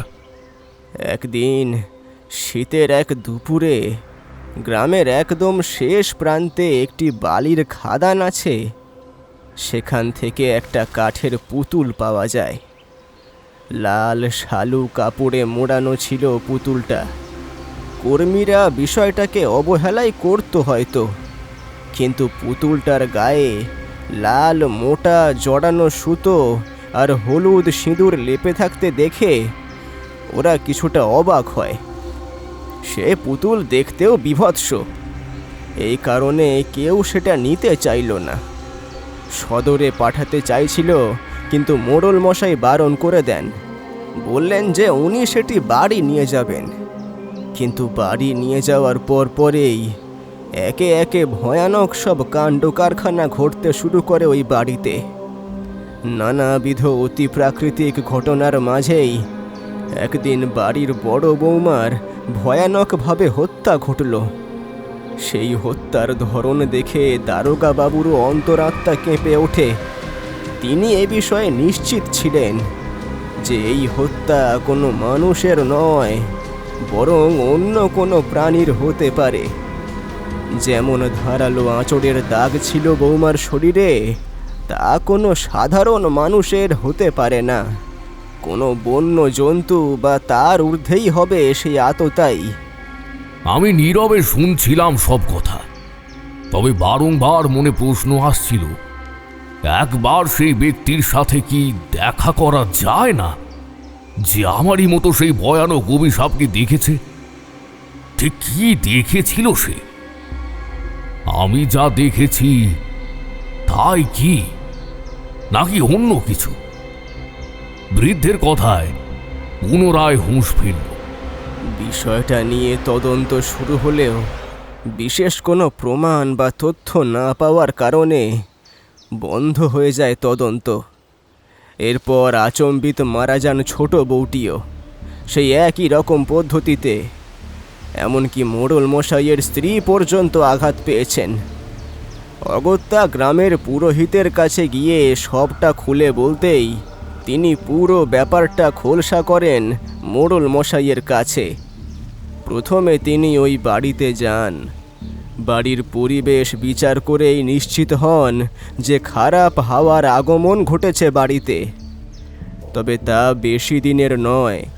কোনো বস্তুর মাধ্যমেই প্রবেশ ঘটেছে সেই অশুভ শক্তির। যথেষ্ট অভিজ্ঞ মানুষ সে ভদ্রলোক। নানাবিধ সরঞ্জাম দ্বারা বিচার করে বুঝলেন ঠিক কিসের মাধ্যমে প্রবেশ ঘটেছে সেই অশুভ শক্তির। এরপর কিছু মন্ত্রপাঠ আর উপাচারের মাধ্যমে নিশ্চিত হন যে সেই কাঠের পুতুলের মধ্যেই রয়েছে অজ্ঞাত এক অশুভ সত্তা। তবে তাকে কাবু করা মোটেই সহজ সাধ্য নয়। অদ্ভুত বিষয়, সেই কাঠের পুতুলটা তারপর থেকে আর পাওয়াই যায়নি। এমনকি সেই বাড়ির চাকরকেও পাওয়া যায়নি। সবাই ধরে নেয় যে বাড়ির চাকরটি হয়তো ওই পুতুলটা চুরি করে পালিয়েছে। এরপর কিছুদিন মোড়ল মশাইয়ের বাড়িতে আর তেমন কিছুই ঘটেনি। পুরোহিত মশাই মোড়লের নাতনির গলায় একটা কবচ পরিয়ে দেন। আসলে মেয়েটি ওনার মেয়ের ঘরের মেয়ে। কয়েক বছর আগে এক দুর্ঘটনায় মেয়ে জামাই মারা যায়, আর তারপর থেকে মোড়ল মশাইয়ের নাতনি ওনাদের সাথেই থাকে। পুরাতন জিনিসের শখ বলেই দাদু ওই পুতুলটা ওর জন্য নিয়ে গিয়েছিল। কিন্তু তা যে জীবনের সবচেয়ে বড় ভুল ছিল ওনার, তা তিনি কিভাবেই বা জানবেন। পুতুলটা উধাও হওয়ার পর কিছুদিন সব ঠিক থাকলেও হঠাৎই গ্রামের একটি মেয়ে উধাও হয়ে যায় রাতারাতি। আর পরের দিন পুকুর ধারে তার ছিন্ন ভিন্ন রক্তাক্ত দেহ মেলে। এই মৃত্যু ঠিক যেভাবে ওই মোড়ল মশাইয়ের দুই বৌমার হয়েছিল, একেবারে সেভাবেই হয়। বুকের বাম পাশের হৃৎপিণ্ড উধাও ছিল, পরিবর্তে সেই জায়গাটা ছিল ক্ষত বিক্ষত। রক্তে ভেসে যাচ্ছিল শরীরের প্রতিটি অংশ। পুরোহিত মশাই বিধান দিলেন, এ ওই রাক্ষসেরই কাজ। উন্মাদ বুভুক্ষের ন্যায় এইবার সে ছিন্ন ভিন্ন করবে গ্রামের সমস্ত তরুণীদের। সাবধান হতে বলেছিলেন তিনি। কিন্তু প্রথম দিকে গ্রামবাসীরা ব্যাপারটার গুরুত্ব তেমন বুঝতে পারেনি। তাতে পরপর আরও দুজন মেয়ের হত্যা ঘটে যায়। অথচ ঠিক কেন বেছে বেছে অল্প বয়সী নারীদের এই বিভীষিকা স্বীকার করছে, তা কোনোভাবেই জানা সম্ভব হয়ে ওঠেনি। রীতিমতো ভয় আর আতঙ্ক নিয়েই এক প্রকার আমরা বেঁচে আছি ঠাকুরমশাই। কিন্তু আপনি কিভাবে ওই রাক্ষসের হাত থেকে বেঁচে ফিরলেন, তা এতদিনের সাধনা আর মধুসুন্দরী দেবীর আশীর্বাদের ফল সেটা মেসোমশাই। আমার বাবা সবসময় বলতেন, যখনই কোনো বিপদের মুখে পড়বি গায়ত্রী মন্ত্র জপ করবি। আর এই কথা সত্য। গতকাল গায়ত্রী মন্ত্র যদি আমার ঠোঁটের ডগায় না থাকতো, তাহলে কথাটা শেষ করার আগেই হঠাৎই কি মনে হতে জিজ্ঞেস করলাম, আচ্ছা ওই ভদ্রলোকের সাথে কি দেখা করা যাবে? যাবে, তবে মনে হয় না কোনো লাভ হবে বলে। আসুন। বৃদ্ধের সাথে টুকটাক কথা বলতে বলতে আমি এগোতে লাগলাম। এমন সময় পুরোহিত মশাইয়ের সাথে দেখা। আমার দিকে চোখ পড়তেই তিনি বৃদ্ধের উদ্দেশ্যে বললেন, ইনি কে? আমার ব্যাপারে সবটা খুলে বললেন বৃদ্ধ। এমনকি গত রাতে আমার সাথে যে অভিজ্ঞতা ঘটল সে ব্যাপারেও খুলে বললেন। পুরোহিত মশাই সব কথা শুনে যার পরও নাই সন্তুষ্ট হয়ে পড়লেন। কি করব আমি কিছুই বুঝতে পারছি না। কোনোভাবেই কি এই ভয়ানক দানবের হাত থেকে মুক্তি নেই এই গ্রামের? আচ্ছা, আপনি ওই ব্যক্তির কাছে যেতে চান? চলুন চলুন তবে। পুরোহিত মশাইয়ের সাথে বৃদ্ধ এবং আমি এসে পৌঁছালাম গ্রামের সীমান্তে থাকা একটি পুরনো জরাজীর্ণ বাড়ির কাছে। মাস্টার মশাই বড় ভালো মানুষ ছিলেন। সেদিন চায়ের দোকানে চা খেলেন, তারপর বাড়ির পথে হাঁটা দিয়েছিলেন। কিন্তু জঙ্গলের কাছাকাছি পৌঁছাতেই এমন কি যে দেখলেন কে জানে। সব কিছু একেবারে ওলটপালট হয়ে গেল। জীবনটাই অর্ধ শেষ ওনার এখন। মাস্টার মশাইয়ের বাড়ি পৌঁছানোর পর ওনার অবস্থা দেখে যার পরও নাই করুণা হলো আমার। বিছানায় একাকী শুয়ে বছর 21-এর একটি মেয়ে সেবা যত্ন করছে ওনার। সম্পর্কে মেয়েটি ওনার ভাগ্নি হয়। আমাদের দেখা মাত্রই সে বলে, আপনারা? উনি মাস্টার মশাইয়ের সঙ্গে দেখা করতে এসেছেন। মেয়েটি কিছু বলার আগে বৃদ্ধ জিজ্ঞেস করলেন, সুস্থতার কি কোনো লক্ষণ দেখা গেল? মেয়েটি মাথা নাড়ল। না দাদু, কোনো লক্ষণই দেখা যায়নি। আর আমরা এভাবে কতদিনই বা ওনাকে ফেলে রাখবো, বুঝতেও পারছি না কি করব। আমি ধীর পায়ে মাস্টার মশাইয়ের কাছে এসে একটা দীর্ঘশ্বাস ফেললাম। তারপর ওনার অসার হাতটা নিজের হাতে ধরে একটা মন্ত্র পড়লাম। সব কিছুই চোখের সামনে যেন ধোঁয়াশাময়। কি মনে হতে পুঁটলি থেকে একটি রুদ্রাক্ষের গোলক বের করে মাস্টার মশাইয়ের হাতের মাঝে রেখে আমি নিজের 2 হাতে ওনার হাতটা চেপে ধরলাম। এরপর মন্ত্রটা পড়তেই চোখের সামনে বেশ কিছু দৃশ্য ভেসে উঠল। একটা আঁধার ঘেরা জঙ্গল, শিয়াল ও বন্য জন্তুর ডাক, আর একটা ভয়ানক অবয়ব। সে চিৎকার করছে আকাশের দিকে চেয়ে। ওই সাচিক জান্তব চিৎকার।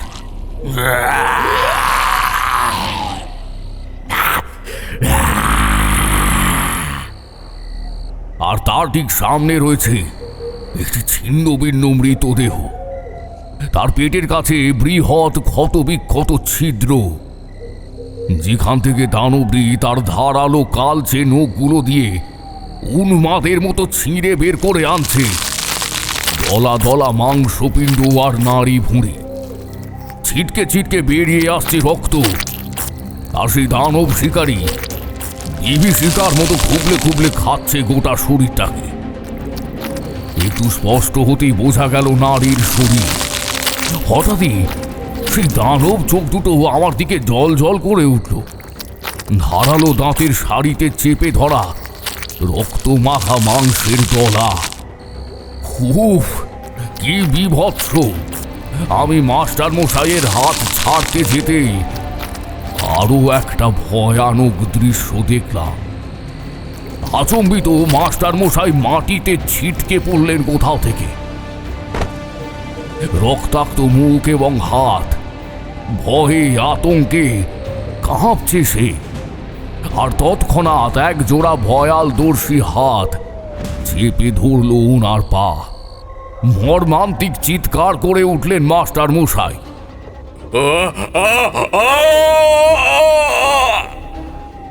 আমি স্তব্ধ হয়ে 2 পা পিছিয়ে এলাম।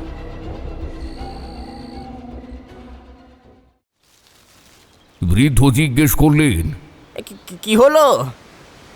আমি মাথা নেড়ে বললাম, মাস্টার মশাই শীঘ্রই সুস্থ হয়ে যাবেন। আমি মন্ত্র পড়ে দিয়েছি। আর এই কবচটা, এটা বাঁধা থাকুক ওনার হাতে, সব ঠিক হয়ে যাবে। নিজের পুঁটলি থেকে একটি মহাদেবের কবচ বের করে পরিয়ে দিলাম ওনার হাতে। তবে কবচটা পরানোর সময় একটা বিষয় লক্ষ্য করলাম, যে মাস্টার মশাইয়ের হাত স্পর্শ করতেই কবচটা অস্বাভাবিক হারে জ্বলে উঠল। এমনকি তার উত্তাপ আমার হাতকেও স্পর্শ করে।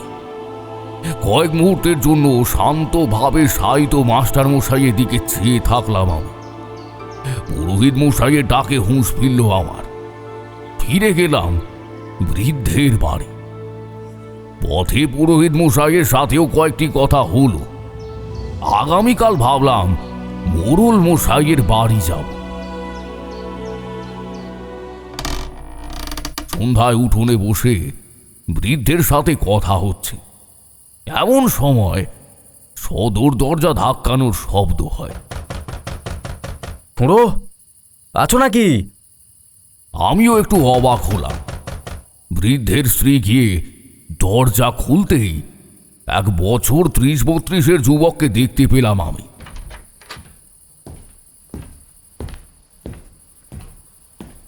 ঘুমটা ঠিক করে মাসিমা বললেন, উমা, মাধব যে, তা সব ঠিকঠাক আছে তো? না ঠাকুমা, আজ আমরা রাতে পাহারায় থাকবো। বলছিলাম কি, রাতে কেউ যদি ডাকে সাড়া দিও না। মাধব কথা বলতে বলতে এই ভেতরের দিকে দৃষ্টি ফেলে এবং সঙ্গে সঙ্গে আমার সাথে চোখাচোখি হয়। আমাকে দেখে কয়েক মুহূর্ত থমকে এসে জিজ্ঞেস করে, উনি কে ঠাকুমা? দাদুর পাশে বসে আছে। বৃদ্ধ এক ঝলক দেখে আমাকে বললেন, উনি একজন সাধক মানুষ, এখানে কদিনের জন্য এসেছেন। তুই চিন্তা করিস না, দরজা খুলব না। মাধব চলে গেলে বৃদ্ধ বললেন, ও গাঁয়েরই ছেলে, নাম মাধব, বড় পরোপকারী ছেলে। মা বাবা ছোটতেই মারা যায়, তারপর এক কাকার কাছে মানুষ হচ্ছিল। কিন্তু ভাগ্যের ফেরে মাত্র 19 বছর বয়সেই ওর কাকাও মারা যায়। তারপর একবার বিয়ে হয়েছিল, কিন্তু সে বউও বিয়ের কয়েকদিনের মাথায় পালিয়ে যায়। বড়ই অভাগা। তারপর শ্মশান ঘাটে মৃতদেহ সৎকার করেই জীবিকা চালায়। কিন্তু ডোম হলেও গাঁয়ের লোক কখনোই ওর সাথে কোনো রকম বিভেদ করেনি। বড় ভালো ছেলে। মোড়ল মশাইয়ের পুত্রবধূদের সৎকারও ওই করেছে। রাতে কয়েকজন ছেলেকে নিয়ে আবার গ্রাম পাহারা দেয়। ইতিমধ্যে এই বৃদ্ধের স্ত্রী গরম চা নিয়ে এলো আমাদের জন্য। নাও, চা নাও। আরে এসবের আবার কি প্রয়োজন ছিল মাসিমা? দুপুরে যা খেলাম। তেমন আর কি খেলে বলো তো বাবা? তাছাড়া এই সময় আমরা বুড়ো বুড়ি একটু চাই খাই, তা তুমি বা বাদ যাবে কেন? নাও। অতঃপরও চা খেতে খেতে পুনরায় কথা শুরু করলেন বৃদ্ধ। মোড়ল মশাইয়ের বাড়িতে পরপর মৃত্যুর ঘটনা সারা গ্রামকে স্তব্ধ করে দিয়েছিল। তবে কয়েকদিন সব স্বাভাবিক থাকায় ধীরে ধীরে ছন্দে ফিরছিল গোটা গ্রামটা। ভেবেছিল মোড়ল বাড়ির দুর্ভাগ্যের কারণেই মৃত্যুগুলো হয়েছে। কিন্তু যেদিন পুকুরের জলে গ্রামেরই একটি মেয়ে মৃতদেহ হয়ে ভেসে উঠল, সেদিন টনক পড়ল সবার। এদিকে মোড়ল বাড়ির চাকরটাকেও খুঁজে পাওয়া যাচ্ছিল না। আর পুরোহিত মশাইও বিধান দেন যে সব সমস্যার জড় ওই কাঠের পুতুলটা। সবাই অনুমান করেই নিল সেই অশুভ সত্তা চাকর রঘুকে নিয়ন্ত্রণ করে একের পর এক বাড়ির মহিলাকে শেষ করেছে। তবে এখানেই থেমে থাকেনি রঘু। গ্রামের একটি মেয়ের ছিন্ন ভিন্ন দেহ পাওয়া যাওয়ার পর আমাদের মাধব এবং অন্যান্য ছেলেরা সব গোটা গ্রাম এবং তার আশেপাশে খোঁজ শুরু করলো ওই পুতুল আর ওই রঘু চাকরের জন্য। কিন্তু কোথাওই খুঁজে পাওয়া যায়নি ওদের। জঙ্গলে খোঁজ করা হয়েছিল? হ্যাঁ, সবার প্রথমে তো ওখানেই খোঁজা হয়েছিল, কিন্তু পাওয়া যায়নি। এরপর গ্রামে রাতের দিকে পালা করে পাহারা দেওয়া শুরু হলো। কিন্তু তার মাঝেও পরপর 4টে মেয়ের মৃতদেহ পাওয়া যায় ওই পুকুরের জলে। ভাসতে দেখা যায় সকালে। আমার মনে হয় হত্যাগুলো শেষ রাতে হতো, কারণ শেষ রাতে পাহারা শেষে যে যার বাড়ি ফিরে যেত। আমি মাথা নেড়ে ধীর কণ্ঠে বললাম, বুঝেছি। আচ্ছা, আমাকে এবার ফিরতে হবে বিশ্রাম ঘরে, একটু ধ্যানে বসতে চাই। বেশ তো, কিন্তু আর বিশ্রাম ঘর যাওয়ার দরকার নেই। ওইদিকে একটি ফাঁকা ঘর আছে, আপনি ওখানেই থাকুন না। তবে আপনার চোখে মুখে যে আত্মবিশ্বাস দেখতে পাচ্ছি, তাতে মনে হচ্ছে আপনি এই সমস্যার কিছু একটা সমাধান করতে পারবেন। আর আমি চাইও যাতে আপনি সমাধান করুন। তার জন্য আপনাকে যে কদিন থেকে যেতে হবে। আচ্ছা বেশ, আমি তবে একটু ধ্যানে গিয়ে বসি।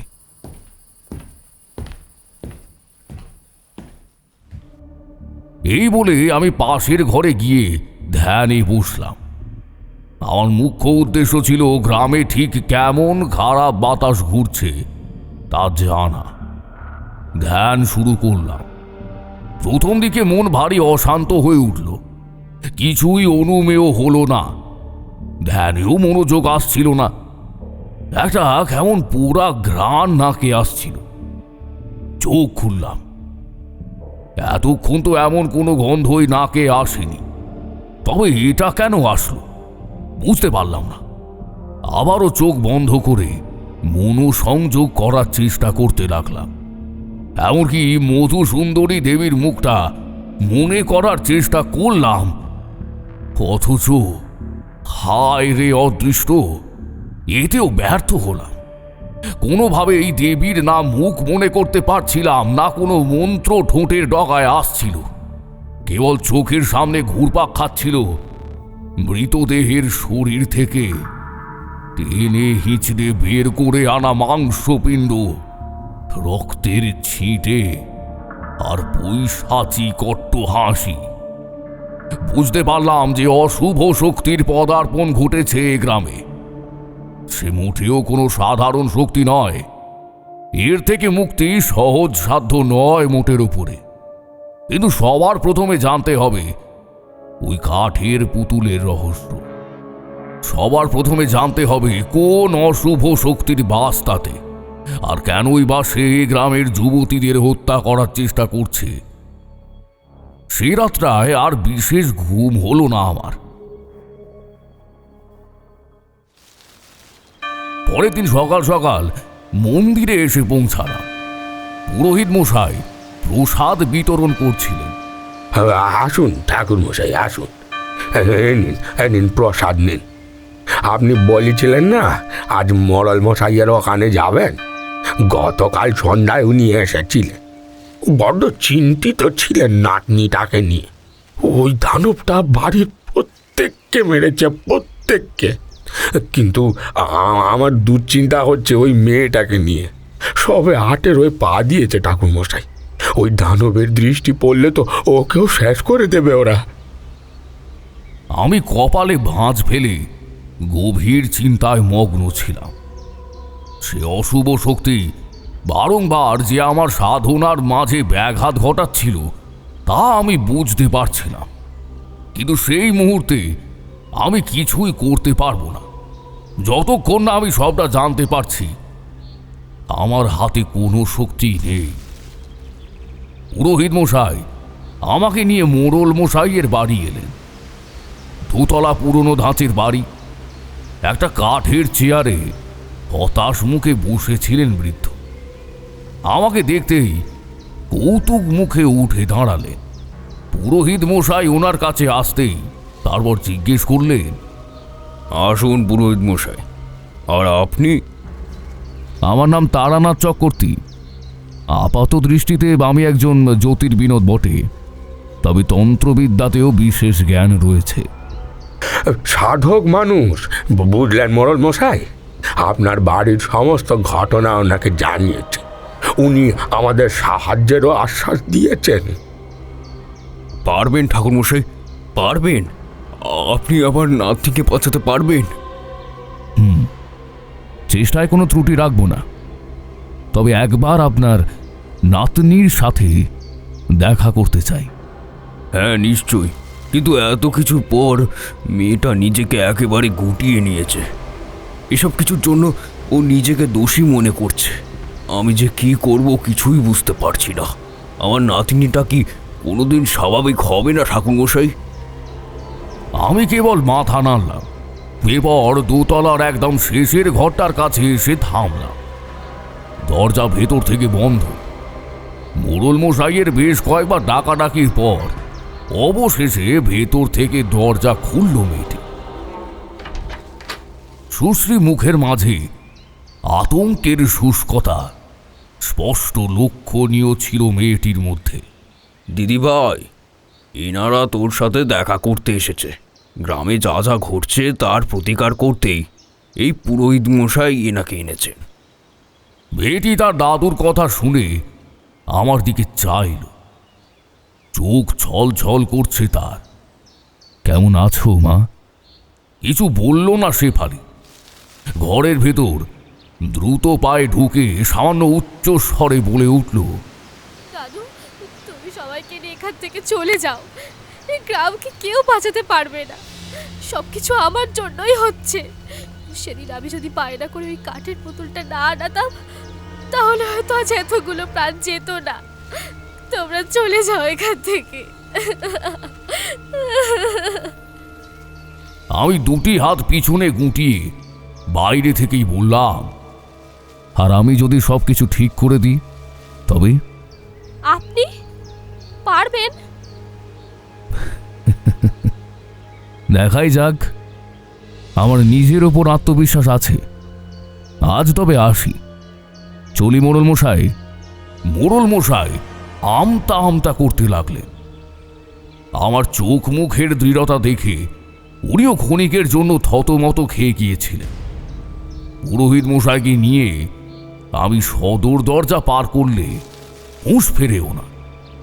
এ ঠাকুরমশাই, আপনি চা জল কিছুই তো খেলেন না। যদিও কাজের বাড়ি আপাতত এটা, এখনো আমার ছোট বৌমার মৃত্যুর কাজ ভালোভাবে সম্পূর্ণ হয়নি। আমার স্ত্রী অসুস্থ। ছেলেরা সদরে নিয়ে গেছে ওনাকে চিকিৎসার জন্য। আমি বাড়িটার দিকে ভালোভাবে দেখতে দেখতে বললাম, চিন্তা করবেন না, সব ঠিক হয়ে যাবে। আমি যত দ্রুত সম্ভব এই রহস্যের কিনারা করে তবে এখান থেকে ফিরব। আসলাম।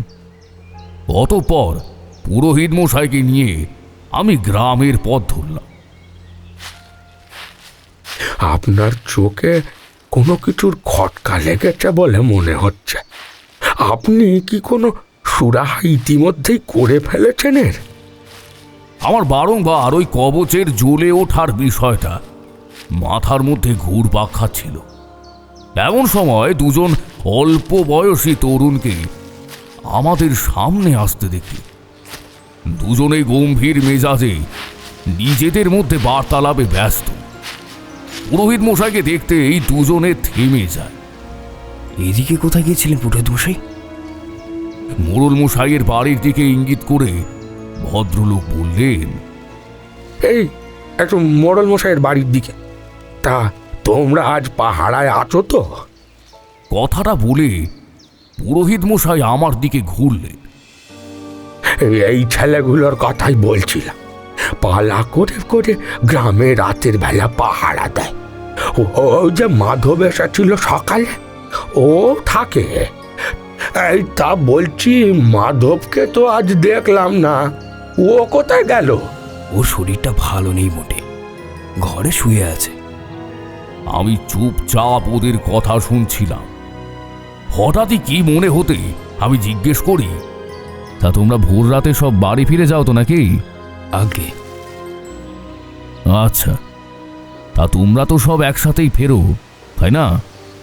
আগে না, মাধব আরও কিছুক্ষণ থাকে পাহারা দেওয়ার জন্য। অবশ্য বাড়ি ফিরে করবেটাই বা কি, ঘর সংসার তো নেই আর, তাই আমরাও আর জোর করি না বিশেষ ওকে। ভালোই তো কাজ করছে দেখছি। ছেলেগুলো কথা শেষ করে আমাদের থেকে বিদায় নিয়ে চলে গেল। পুরোহিত মশাই আপন মনে অনেক কিছুই বলছিলেন, তবে আমার মাথায় অন্য চিন্তা ঘুরছিল। আমি তৎক্ষণাৎ পুরোহিত মশাইকে বললাম, পুরোহিত মশাই, একবার জঙ্গলে যেতে হবে আমাকে, আপনি বরং ঘরে যান। আমাকে কথা অসমাপ্ত রেখে যেতে দেখে আকস্মিক আমার হাত চেপে ধরল পুরোহিত মশাই। আপনি একা কেন যাবেন? আমিও যাব আপনার সাথে। আসুন আসুন। অতঃপরও পুরোহিত মশাই আমাকে নিয়ে প্রথমে জঙ্গলে যান। জঙ্গলে তেমন কিছুই উপস্থিতি অনুভূতি না হলেও একটা ঋণাত্মক আবহ অনুভব করতে পারি। এরপর সেই বালি খাদানে যায়। তবে সেখানকার মাটি স্পর্শ করে আমি অনেক কিছুই অনুভব করতে পারি। মনে হচ্ছিল যেন কোনো কিছুর জীবন্ত উপস্থিতি রয়েছে এখানে। পুরোহিত মশাই বললেন, কিছু মাস ধরে এখানে কাজ বন্ধ, একটা দুর্ঘটনার পর থেকে। আমি আমার গলায় থাকা রুদ্রাক্ষের মালাটা স্পর্শ করে বললাম, এখানে আমি কেন জানি না অসঙ্গতি টের পাচ্ছি। আমি ধীর পায়ে খাদানের সামান্য গভীরে গেলাম। আমাকে অস্থির দেখে পুরোহিত মশাই জিজ্ঞেস করলেন, ঠাকুর মশাই, আপনি কিছু খুঁজছেন নাকি? আমি প্রথমেই কোনো উত্তর দিলাম না। তবে কিছু সময় পর একটি বিশেষ জায়গায় অঙ্গুলি নির্দেশ করে বললাম, এখানে কিছু একটা আছে সম্ভবত। পুরোহিত মশাইও অবাক হয়ে আমার কাছে এগিয়ে এলেন। আমি দৃঢ় চিত্তে দু হাতে জায়গাটার বালি খোঁড়ার চেষ্টা করতেই একটা অর্ধপচিত গলিত আঙুলের দেখা পেলাম। খানিক হতচকিত হয়ে দুপা পিছিয়ে গেলেন পুরোহিত মশাই। পুরোহিত মশাই, গ্রাম থেকে কয়েকজনকে ডেকে আনলে বোধহয় ভালো হবে। আমি এক্ষুনি যাচ্ছি, আবার আপনি কিছু চিন্তা করবেন না। পুরোহিত মশাইয়ের চলে যাওয়ার পর বেশ কিছু সময় অতিবাহিত হয়েছে। আমি ইতিমধ্যেই সেই মৃতের পচা গলা হাতটুকু উদ্ধার করে ফেলেছি। ধীরে ধীরে প্রকাশ পাচ্ছিল তার বাকি অঙ্গগুলো। ইতিমধ্যেই গ্রামের কয়েকজন ছেলে ছোকরা এসে উপস্থিত হলো। তারাও খোঁড়ার কাজে আমার সাথে হাত লাগালো। এরপর মাটি খুঁড়ে আমরা যা দৃশ্য দেখলাম তাতে হাড় হিম হয়ে গেল আমার। আমি এক দৃষ্টে কয়েক মুহূর্ত চেয়ে থাকলাম মাটির তলা থেকে খুঁড়ে পাওয়া সেই অর্ধপচিত গলিত মৃতদেহটার দিকে। গ্রামের বাকি যুবকরা নিজেদের মধ্যে ফিস ফিস করতে লাগলো, যার টুকরো টুকরো আমিও শুনতে পাচ্ছিলাম। হে ভগবান, এত! পুরোহিত মশাইয়ের কথার মাঝেই মাধব বলে উঠল, মোড়ল মশাইয়ের বাড়ির চাকরটা। ওর শান্ত ঠান্ডা স্বর কানে আসতে চমকে ওর দিকে তাকালাম। মাধবের ইস্পাত সমকণ্ঠস্বর আমাকে প্রথম থেকে ভাবতে শুরু করালো আবারও। পুরোহিত মশাই, এই দেহটাকে দাহের জন্য পাঠানো দরকার। আপনাকে চিন্তা করতে হবে না ঠাকুর মশাই, আমরা আছি তো, আমরা শ্মশান নিয়ে যাচ্ছি। অতঃপরও পুরোহিত মশাই এবং আমি বাড়ির পথে রওনা দিলাম। পথে যেতে যেতে পুরোহিত মশাই আমার রাশভারী মুখ দেখে জিজ্ঞেস করলেন, কি ব্যাপার ঠাকুর মশাই, কি ব্যাপার? আপনাকে এত চিন্তিত দেখাচ্ছে কেন? আমি দু হাত পিছনে গুটিয়ে হাঁটতে হাঁটতে বললাম, একটা বিষয় আমাকে ভীষণভাবে ভাবাচ্ছে পুরোহিত মশাই। কি? আপনি কি বলছেন একটু স্পষ্ট করে বলবেন ঠাকুর মশাই? পুরোহিত মশাইকে অধৈর্য হতে দেখে আমি স্থির দৃষ্টিতে ওনার দিকে এক ঝলক চেয়ে বললাম, আপনি শান্ত হন আগে, আমি বুঝিয়ে আপনাকে পুরো ব্যাপারটা বলছি। এই হত্যালীলা 3 থেকে 4 মাস ধরে চলছে, তাই তো? তা চলছে বটে, কিন্তু আমি নিশ্চিত অনুমান করছি ওই চাকরটার 3-4 মাস আগেই মৃত্যু ঘটেছে। আর সে যদি বেঁচেই না থাকে তাহলে একের পর এক হত্যালীলা কে চালাচ্ছে? আমার মনে হচ্ছে সেই দানব গ্রামের কারোর মধ্যেই লুকিয়ে রয়েছে। সবার প্রথম ওই কাঠের পুতুলটা খুঁজে বের করতে হবে আমাকে। এই বলে আমি বৃদ্ধের বাড়ি ফিরে এলাম। কিছু সময় জপও করলাম, কিন্তু মনোসংযোগ করতে পারলাম না। বারংবার মনের মাঝে এই হত্যাকাণ্ডগুলো নিয়েই প্রশ্ন চলছিল। এমন সময় বাইরে থেকে মাসিমার গলা পেলাম। ঠাকুর মশাই, আমি উঠে দরজা খুলে বাইরে বেরিয়ে এলাম। বলুন মাসিমা, সব ঠিক আছে? আগে একটু মুড়িখানা বানিয়েছিলাম, আপনার জন্য নিয়ে এলাম তাই। এমনিতেই দুশ্চিন্তায় ছিলাম, তার উপর ধ্যানে মনোযোগ না লাগার কারণে আমি আরো বেশি বিব্রত হয়ে পড়ি। বৃদ্ধা আমাকে অস্থির থেকে জিজ্ঞেস করলেন, কিছু কি হয়েছে ঠাকুর মশাই? আমি কয়েক মুহূর্ত বৃদ্ধার দিকে চেয়ে থেকে বললাম, কিছু প্রশ্নের উত্তর আমি খুঁজে পাচ্ছি না, কোনো কিছুতে মনোসংযোগ করতে পারছি না, কি যে করব কিছুই বুঝতে পারছি না। যে কারণে এত অস্থির মন, তার উৎস প্রথমে তোমায় খুঁজে বের করতে হবে বাবা। তুমি কি জানো যে তোমার অস্থিরতার উৎস কোথায়? হঠাৎই আমার ঠোঁটে ক্ষীণ হাসি এলো।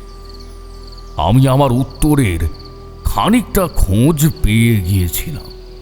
আমি একটু আসছি মাসিমা, এই বলে দ্রুত পায়ে আমি জঙ্গলের পথে রওনা দিলাম। আধার ক্রমশ ঘন হয়েছে, সময়ের জ্ঞান নেই, কেবল হেঁটে চলেছি অজানা কোনো কিছুর খোঁজে। চারিদিকে নিশ্ছিদ্র অন্ধকার, আকাশ ঢেকে রয়েছে কালো মখমলের চাদরে। সেখানে দু একটি নক্ষত্র টিম টিম করে জ্বললেও তাদের আলো আঁধার কাটিয়ে মাটির বুক পর্যন্ত আসতে পারছে না কোনো মতে। জঙ্গলের সামনের ঝোপঝাড়গুলো ঘন আঁধারে একেবারে মিশে রয়েছে যেন। জঙ্গলের প্রবেশ মুখে কয়েক মুহূর্ত চুপচাপ দাঁড়িয়ে ভেতরের জমাট আঁধারের দিকে চেয়ে থেকে অতি সন্তর্পণে ভেতরে প্রবেশ করলাম আমি। চারপাশ এতটাই নিস্তব্ধ যে শুকনো পাতার মটমট শব্দটাও ভয়ানকভাবে কানে বেজে উঠল আমার। আচমকাই একটা ঠান্ডা বাতাস এসে স্পর্শ করলো আমাকে। কয়েক পা এগোতেই সেই বাতাসের রেশ আরো গভীরভাবে অনুভূত হতে লাগলো যেন। মনে হলো এই নিশুত রাতের জলা জঙ্গলটায় আমি একা নই, আরো কেউ সঙ্গে রয়েছে আমার। আমি হাঁটতে হাঁটতে ইচ্ছাকৃতভাবে থমকে দাঁড়াতেই ধপ ধপ করে পা ফেলার শব্দটাও বন্ধ হয়ে যায়। সতর্ক দৃষ্টিতে চারপাশে চোখ বোড়ালাম আমি। নিঃশ্বাস ভারী হয়ে আসে আমার। কোনো দ্বিধা না করেই ভরাট গলায় জিজ্ঞেস করলাম, কে আছিস? সাহস থাকলে সামনে আয়। সারা এলো না কোনো। হঠাৎই চারপাশে নিস্তব্ধতা খান খান করে একদল শেয়াল আর বন্য পাখি ডেকে উঠল চিৎকার করে। এমন সময় সামনের অসত্য গাছটার পিছনে একটা আলো চোখে পড়ল। মুহূর্তের জন্য হলেও আমি নিশ্চিত ছিলাম যে কেউ রয়েছে ওদিকটায়। দ্রুত পায়ে সেদিকে এগোলাম। দেখলাম গাছের পেছন থেকে একটা ছায়া নড়ে উঠল। জমাট আঁধারে পরিষ্কার কিছু না দেখা গেলেও এদিকটায় নক্ষত্রদের মৃদু আলো পড়ছে। তাতে চোখ সয়ে যেতেই মোটামুটি সবকিছুই দেখা যাচ্ছে। একটা অস্পষ্ট ধোঁয়াটে অবয়ব। থমকে গেলাম আমি। ছায়াটা একবার নড়ে পরক্ষণে মিলিয়ে গেলে আমি চিৎকার করে বললাম, এক্ষুনি বাইরে আয়, নয়তো আমি অন্য পথ ধরব। অতঃপর আধারের ভেতর থেকে একটা ছায়া মূর্তি বেরিয়ে এলো। আলো আধারিতে চোখ ধাতস্থ হতেই সামনে তাকিয়ে চমকে উঠলাম আমি। মাধব, তুমি? আমার কণ্ঠে আতঙ্ক এবং বিস্ময় দুটোই মাধবের কপালে গভীর ভাঁজ ফেলল। আমি বুঝতে পারছিলাম না যে এই নিশুত রাতে মাধব একা এই জঙ্গলে কি করছে। আমি সন্দিহান কণ্ঠে পুনরায় জিজ্ঞেস করলাম, তার মানে সব অশুভ শক্তির উৎস তুমি? না ঠাকুর মশাই, আমিও তো সেই কাঠের পুতুলটিকে খোঁজার জন্য এসেছি। ওটাকে পেলে আমি ওটাকে জ্বালিয়ে দেব। ওটার জন্য আমি শেষ হয়ে গেছি। মানে কি হয়েছে তোমার সাথে? আলোকে খুব ভালোবাসতাম আমি। আমার মতো অনাথ মানুষের অন্ধকার জীবনে সত্যি এক ফালি আলো হয়ে এসেছিল মেয়েটা। যেমন আমি ওকে ভালোবাসতাম, ও আমাকে খুব ভালোবাসত। ওর বাবা গাঁয়ের চাষি ছিল। আমাদের সম্পর্কটা জানার পর মেনে নেয়। আমাদের খুব শীঘ্রই বিয়ে হওয়ার কথা ছিল, কিন্তু দানব খেয়ে নিল আমার আলোকে ঠাকুরমশাই, খেয়ে নিল আমার আলোকে। কথাগুলো বলতে বলতে কান্নায় ভেঙে পড়ল মাধব। ওর থেকে ঘটনাটা শোনা মাত্রই আমার বুকের ভেতরে অদ্ভুত এক তীরের শিহরণ খেলে গেল। এক বিদীর্ণ শিহরণ। চোখের কোলে আড়াল থাকা জলটা সন্তর্পণে মুছে বললাম, আমি জানি ওটা কোথায় আছে মাধব, কিন্তু ওটা খুঁজে পাওয়ার জন্য তোমাকে একটা সাহায্য করতে হবেই আমায়। অশ্রুলিপ্ত স্থির দৃষ্টিতে মাধব চেয়ে থাকলো আমার দিকে।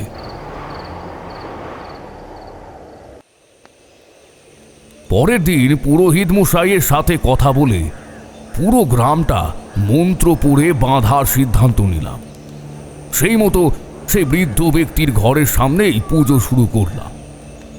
মন্ত্র পাঠ করতে করতে যজ্ঞবেদীর দিকে একদলা ছাই ছুঁতেই সোজাসুজি মাধবকে দেখলাম। হাতে সেই কাঠের পুতুলটি রয়েছে। আমাকে দাঁতে দাঁত চেপে বলল, ঠাকুরমশাই, আপনি ঠিকই ধরেছেন। এই পুতুলটা মোড়ল মশাইয়ের বাড়িতেই ছিল। আর এসবের পেছনে কে রয়েছে সেটাও বুঝতে পেরেছি আমি। ওই শয়তান যে গ্রামের মেয়েটিকে শিকার করতে চায় তার বাড়ির কোনো এক সদস্যের রূপ ধরে। এরপর মেয়েটিকে কথার জালে ভুলিয়ে দূরে জঙ্গলে নিয়ে এসে নৃশংসভাবে হত্যা করে। তারপর তার হৃৎপিণ্ড ছিঁড়ে সেটা ভক্ষণ করে, দেহটা ভাসিয়ে দেয় জলে। আমি সোজা হয়ে বসে একভাবে মাধবের কথাগুলো শুনছিলাম। একটা দীর্ঘশ্বাস ফেলে বললাম, বুঝতে পেরেছি, তুমি পুতুলটা আমার হাতে দাও। মাধব পুতুলটা আমার দিকে এগোতেই হঠাৎই ওর পুরুষালী হাত দুটো পাল্টে যায়। দুটো পচিত গলিত বিকট নখযুক্ত দানবীয় হাতে। আর সেই কাঠের পুতুলটার বদলে আমার হাতে আসে একটা রক্ত মাখা নড়ু খুলে। চকিতে সামনে তাকাতে সেই দানবটি দেখলাম আমি, যে একবার স্বরূপে থাকছে আবার একবার পাল্টে একটি নারীর রূপ ধারণ করছে। হ্যাঁ, আমার সামনে যে রূপ পাল্টাচ্ছে সে আর কেউ নয়, মোড়ল মশাইয়ের নাতনি। বুঝলাম ওর শরীরেই ওই অশুভ সত্তা বাসা বেঁধেছিল এবং ওখান থেকে একটু একটু করে শুকিয়ে মেরে ফেলতে চাইছিল মেয়েটাকে। একটা পৈশাচিক চিৎকারে আকাশ বাতাস ফেটে পড়ল।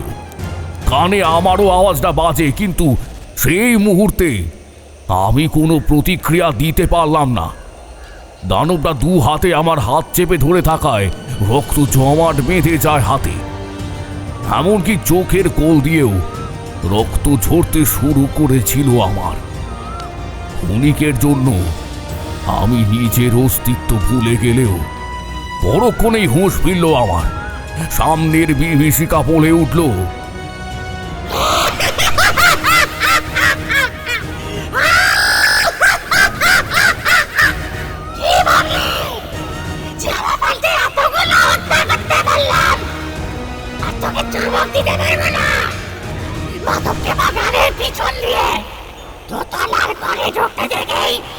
সোজা হয়ে গেলাম আমি।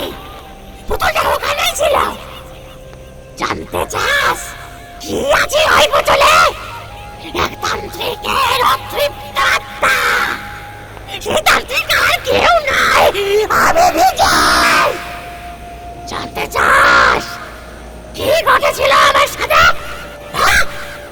জানতে হাত বোধ হয় ছিঁড়ে যাচ্ছিল আমার। বুঝলাম এ কোনো সাধারণ প্রেতাত্মা নয়, এর অবস্থান পিশাচ জনিতে। আমি অপর হাতের মুঠোয় থাকা মন্ত্রপুত বিভূতি সোজা ছুঁড়ে দিলাম সেই পিশাচের সামনে। চিৎকার করে দু পা পিছিয়ে গেল সে। আমি গম্ভীরভাবে বললাম, এইবার বল, কে তুই?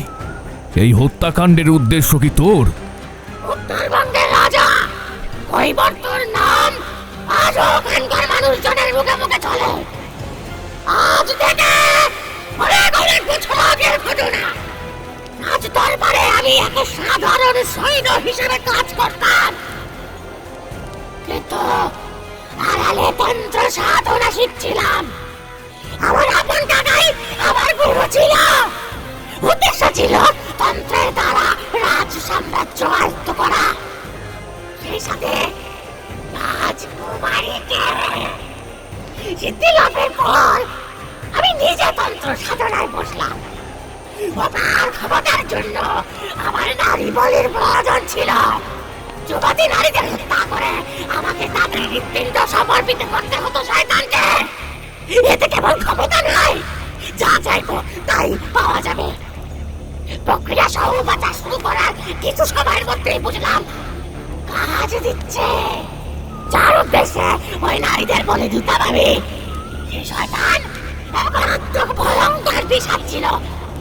তন্ত্র কাজ পথে ছেড়ে দিলে অসমাপ্ত লাগলে সেই বিষাদ ক্ষুব্ধ হন এবং সাধককে চিরকাল দণ্ড হিসেবে বিষাদ জড়িতে বন্দী রাখেন। আমার ক্ষেত্রেও তাই হয়েছে। রাজা আমার কুকর্মের কথা জানতে পেরে মৃত্যুদণ্ডে দণ্ডিত করলেন। কারণ গ্রামের মেয়েদেরই নয়, ওনার বড় মেয়েকেও পালিয়ে দিয়েছিলাম আমি।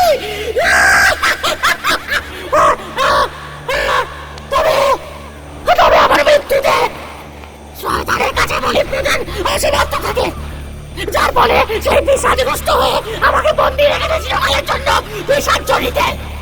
আর আমার অতৃপ্ত অশুভ আত্মা আজ ওই কাঠের পুতুলে বাসা বেঁধে সুযোগ খুলে চলেছে মতর শিকারে। এই কাঠের পুতুলকেই আসলে কাজে লাগাতাম আমার নিজের তন্ত্র সাধনার উদ্দেশ্যে। আর আজও এটাকে কাজে লাগিয়েছি।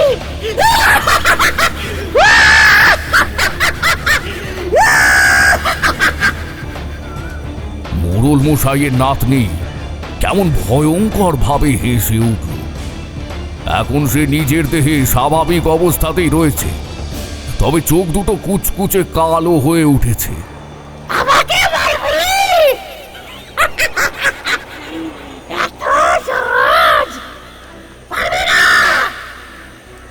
এরপর হঠাৎই পুরোহিত মশাই এগিয়ে এলেন আমার দিকে। আচম্বিত তার রূপ বদলে গেল। সেই বৃদ্ধের চেহারায় যে আমাকে আশ্রয় দিয়েছিল, নাকি মোড়ল মশাই? কে? এ শক্তি সত্যি অপার অথচ ভয়ানক। চারপাশ জুড়ে পৈশাচিক অট্টহাসি ছড়িয়ে পড়ছিল। আমি না পূজার কোনো সরঞ্জাম স্পর্শ করতে পারছিলাম, না মন্ত্র পড়তে পারছিলাম। এমন সময় এক জোড়া ভয়ঙ্কর হাত সামনে থেকে আমার গলা সজোরে চেপে ধরল।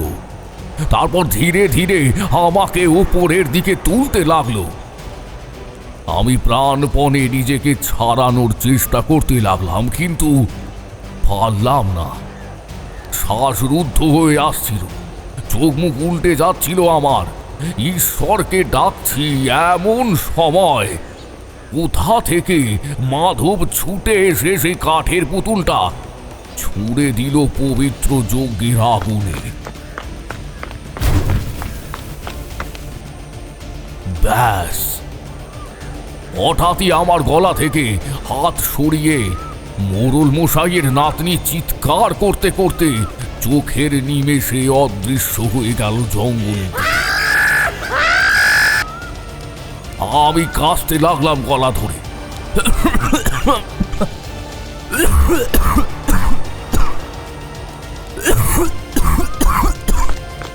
মাধব আমার পিঠে আলতো চাপড়ে জিজ্ঞেস করলো, আপনি কি ঠিক আছেন ঠাকুরমশাই? কোনো ক্রমে বললাম আমি। পুতুলটাকে জ্বলতে দেখে বললাম, এ কি করলে? এই আত্মা আর পুতুলে ঢুকতে পারবে না ঠিকই, তবে এইবার আরও ওই মেয়েকে ছাড়বে না, যার শরীরে বর্তমানে আছে সে। এখন উপায়? আমি সরু চোখে জঙ্গলের দিকে চেয়ে বললাম, উপায় একটাই, মহাযজ্ঞ। আগামীকাল একটা বড় যজ্ঞের আয়োজন করতে হবে। আমি সমস্ত সরঞ্জামের কথা বলে দেব, সেগুলো আনতে হবে। আগামীকাল যদি ওই প্রেতাত্মা মেয়েটার শরীর থেকে না বেরোয়, তাহলে সারা জীবনের জন্য মেয়েটা বন্দী হয়ে যাবে প্রেতলোকে।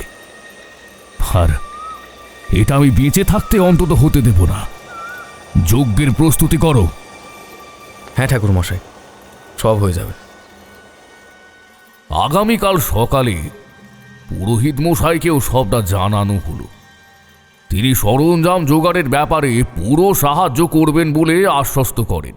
বিকেলে জপে বসলাম। খুশির ব্যাপার, মধু সুন্দরী দেবীরও দেখা পেলাম। আর এরপরই হারিয়ে যাওয়া আত্মবিশ্বাসটা আমার মন মস্তিষ্কে আরো বেশি মজবুত হলো। অতঃপর রাতের দিকে সমস্ত সরঞ্জাম ঠিক করে মহাযজ্ঞ শুরু করলাম। জঙ্গলের ঠিক সামনের একটা অংশে আমি যজ্ঞের আয়োজন করেছিলাম।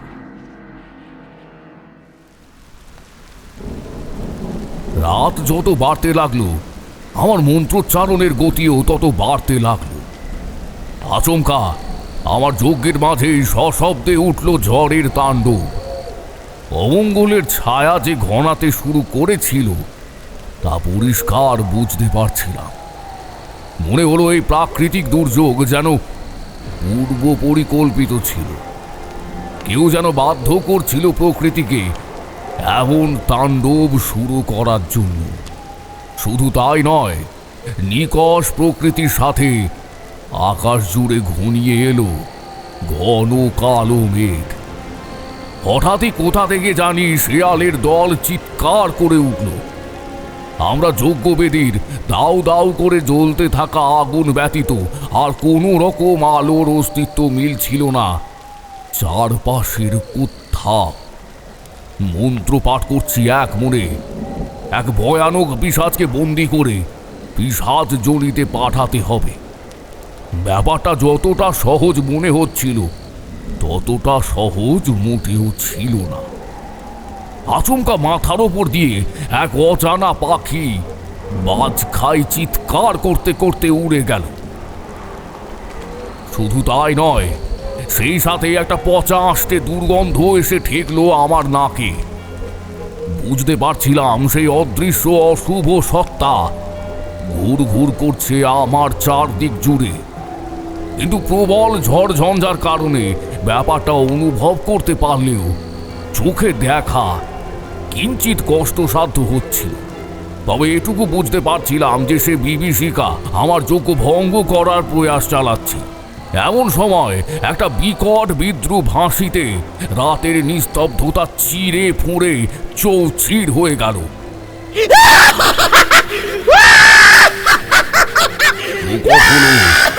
মোড়ল মশাইয়ের নাতনি, বা বলা ভালো শত শত বছরের পুরনো এক ভয়াল রূপী পিশাচ।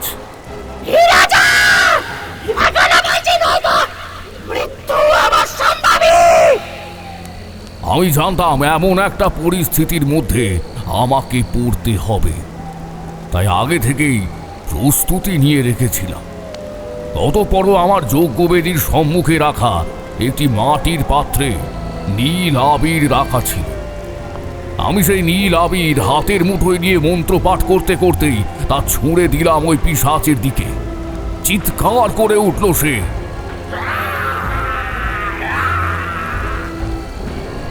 আমার সাধনার সবচেয়ে প্রয়োজনীয় এবং শক্তিশালী সরঞ্জামের মধ্যে একটি ছিল এই নীল আবির।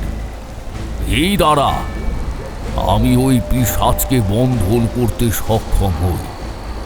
এরপর রাত ভোর মন্ত্র পাঠ চলল, সাথে পাল্লা দিয়ে চলছিল পৈশাচিক চিৎকার, হাহাকার আর বিদ্বেষ। পিশাচের শক্তি একটু একটু করে নিস্তেজ হয়ে পড়ল। তারপর অচিরেই গলতে লাগলো তার দেহখানি এবং একটা আকারহীন তালে পরিবর্তিত হয়ে আপনা আপনি পুড়তে লাগলো। তারপর তার ভস্ম সোজা মিশে গেল যজ্ঞের পবিত্র আগুনে। আমি একটা দীর্ঘশ্বাস ফেলে যজ্ঞ শেষ করলাম।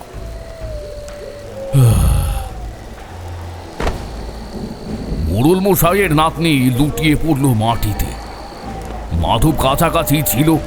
সে বাকি গ্রামের কিছু লোকজনকে ডেকে এনে মেয়েটিকে ধরাধরি করে নিয়ে গেল মোড়ল মশাইয়ের বাড়িতে। যজ্ঞের আগুন ধীরে ধীরে নিভতে শুরু করেছে। উপরের দিকে তাকিয়ে দেখলাম পূব আকাশ ফর্সা হয়ে আসছে প্রায়। আমি ক্লান্ত প্রায়ে গ্রামের ভেতরে গেলাম।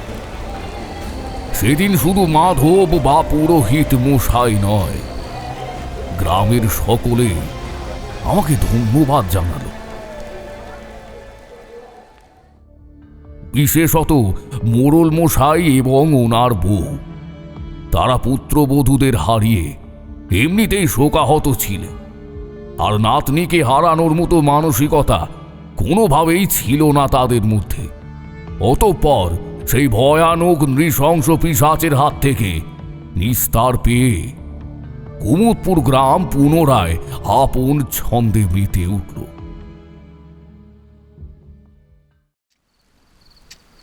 এত দূর বলে তারানাথ থামলে কিশোরী জিজ্ঞেস করলো, আর ওই কাঠের পুতুলটার কি হলো? ওটা পবিত্র আগুনে জ্বলতেই পিশাচের আত্মা দুর্বল হয়ে পড়েছিল। তারপর তো আমি শেষ করলাম ওই দুষ্ট আত্মাকে। এরপর আর কোনো নারীর মৃত্যু ঘটেনি ওই গ্রামে। ভয়ানক। তন্ত্র বিশেষত যারা একে খারাপ উদ্দেশ্যে ব্যবহার করে তারা জানেই না যে কি সাংঘাতিক আগুন নিয়ে খেলা শুরু করেছে তারা। এই খেলার সূচনা নিজের হাতে থাকলেও সমাপ্তি থাকে অজানা কোনো এক ভয়ানক শক্তির হাতেই। তারানাথ কিছু বললেন না, কেবল ক্রূর দৃষ্টিতে চেয়ে রইলেন জানালার দিকে।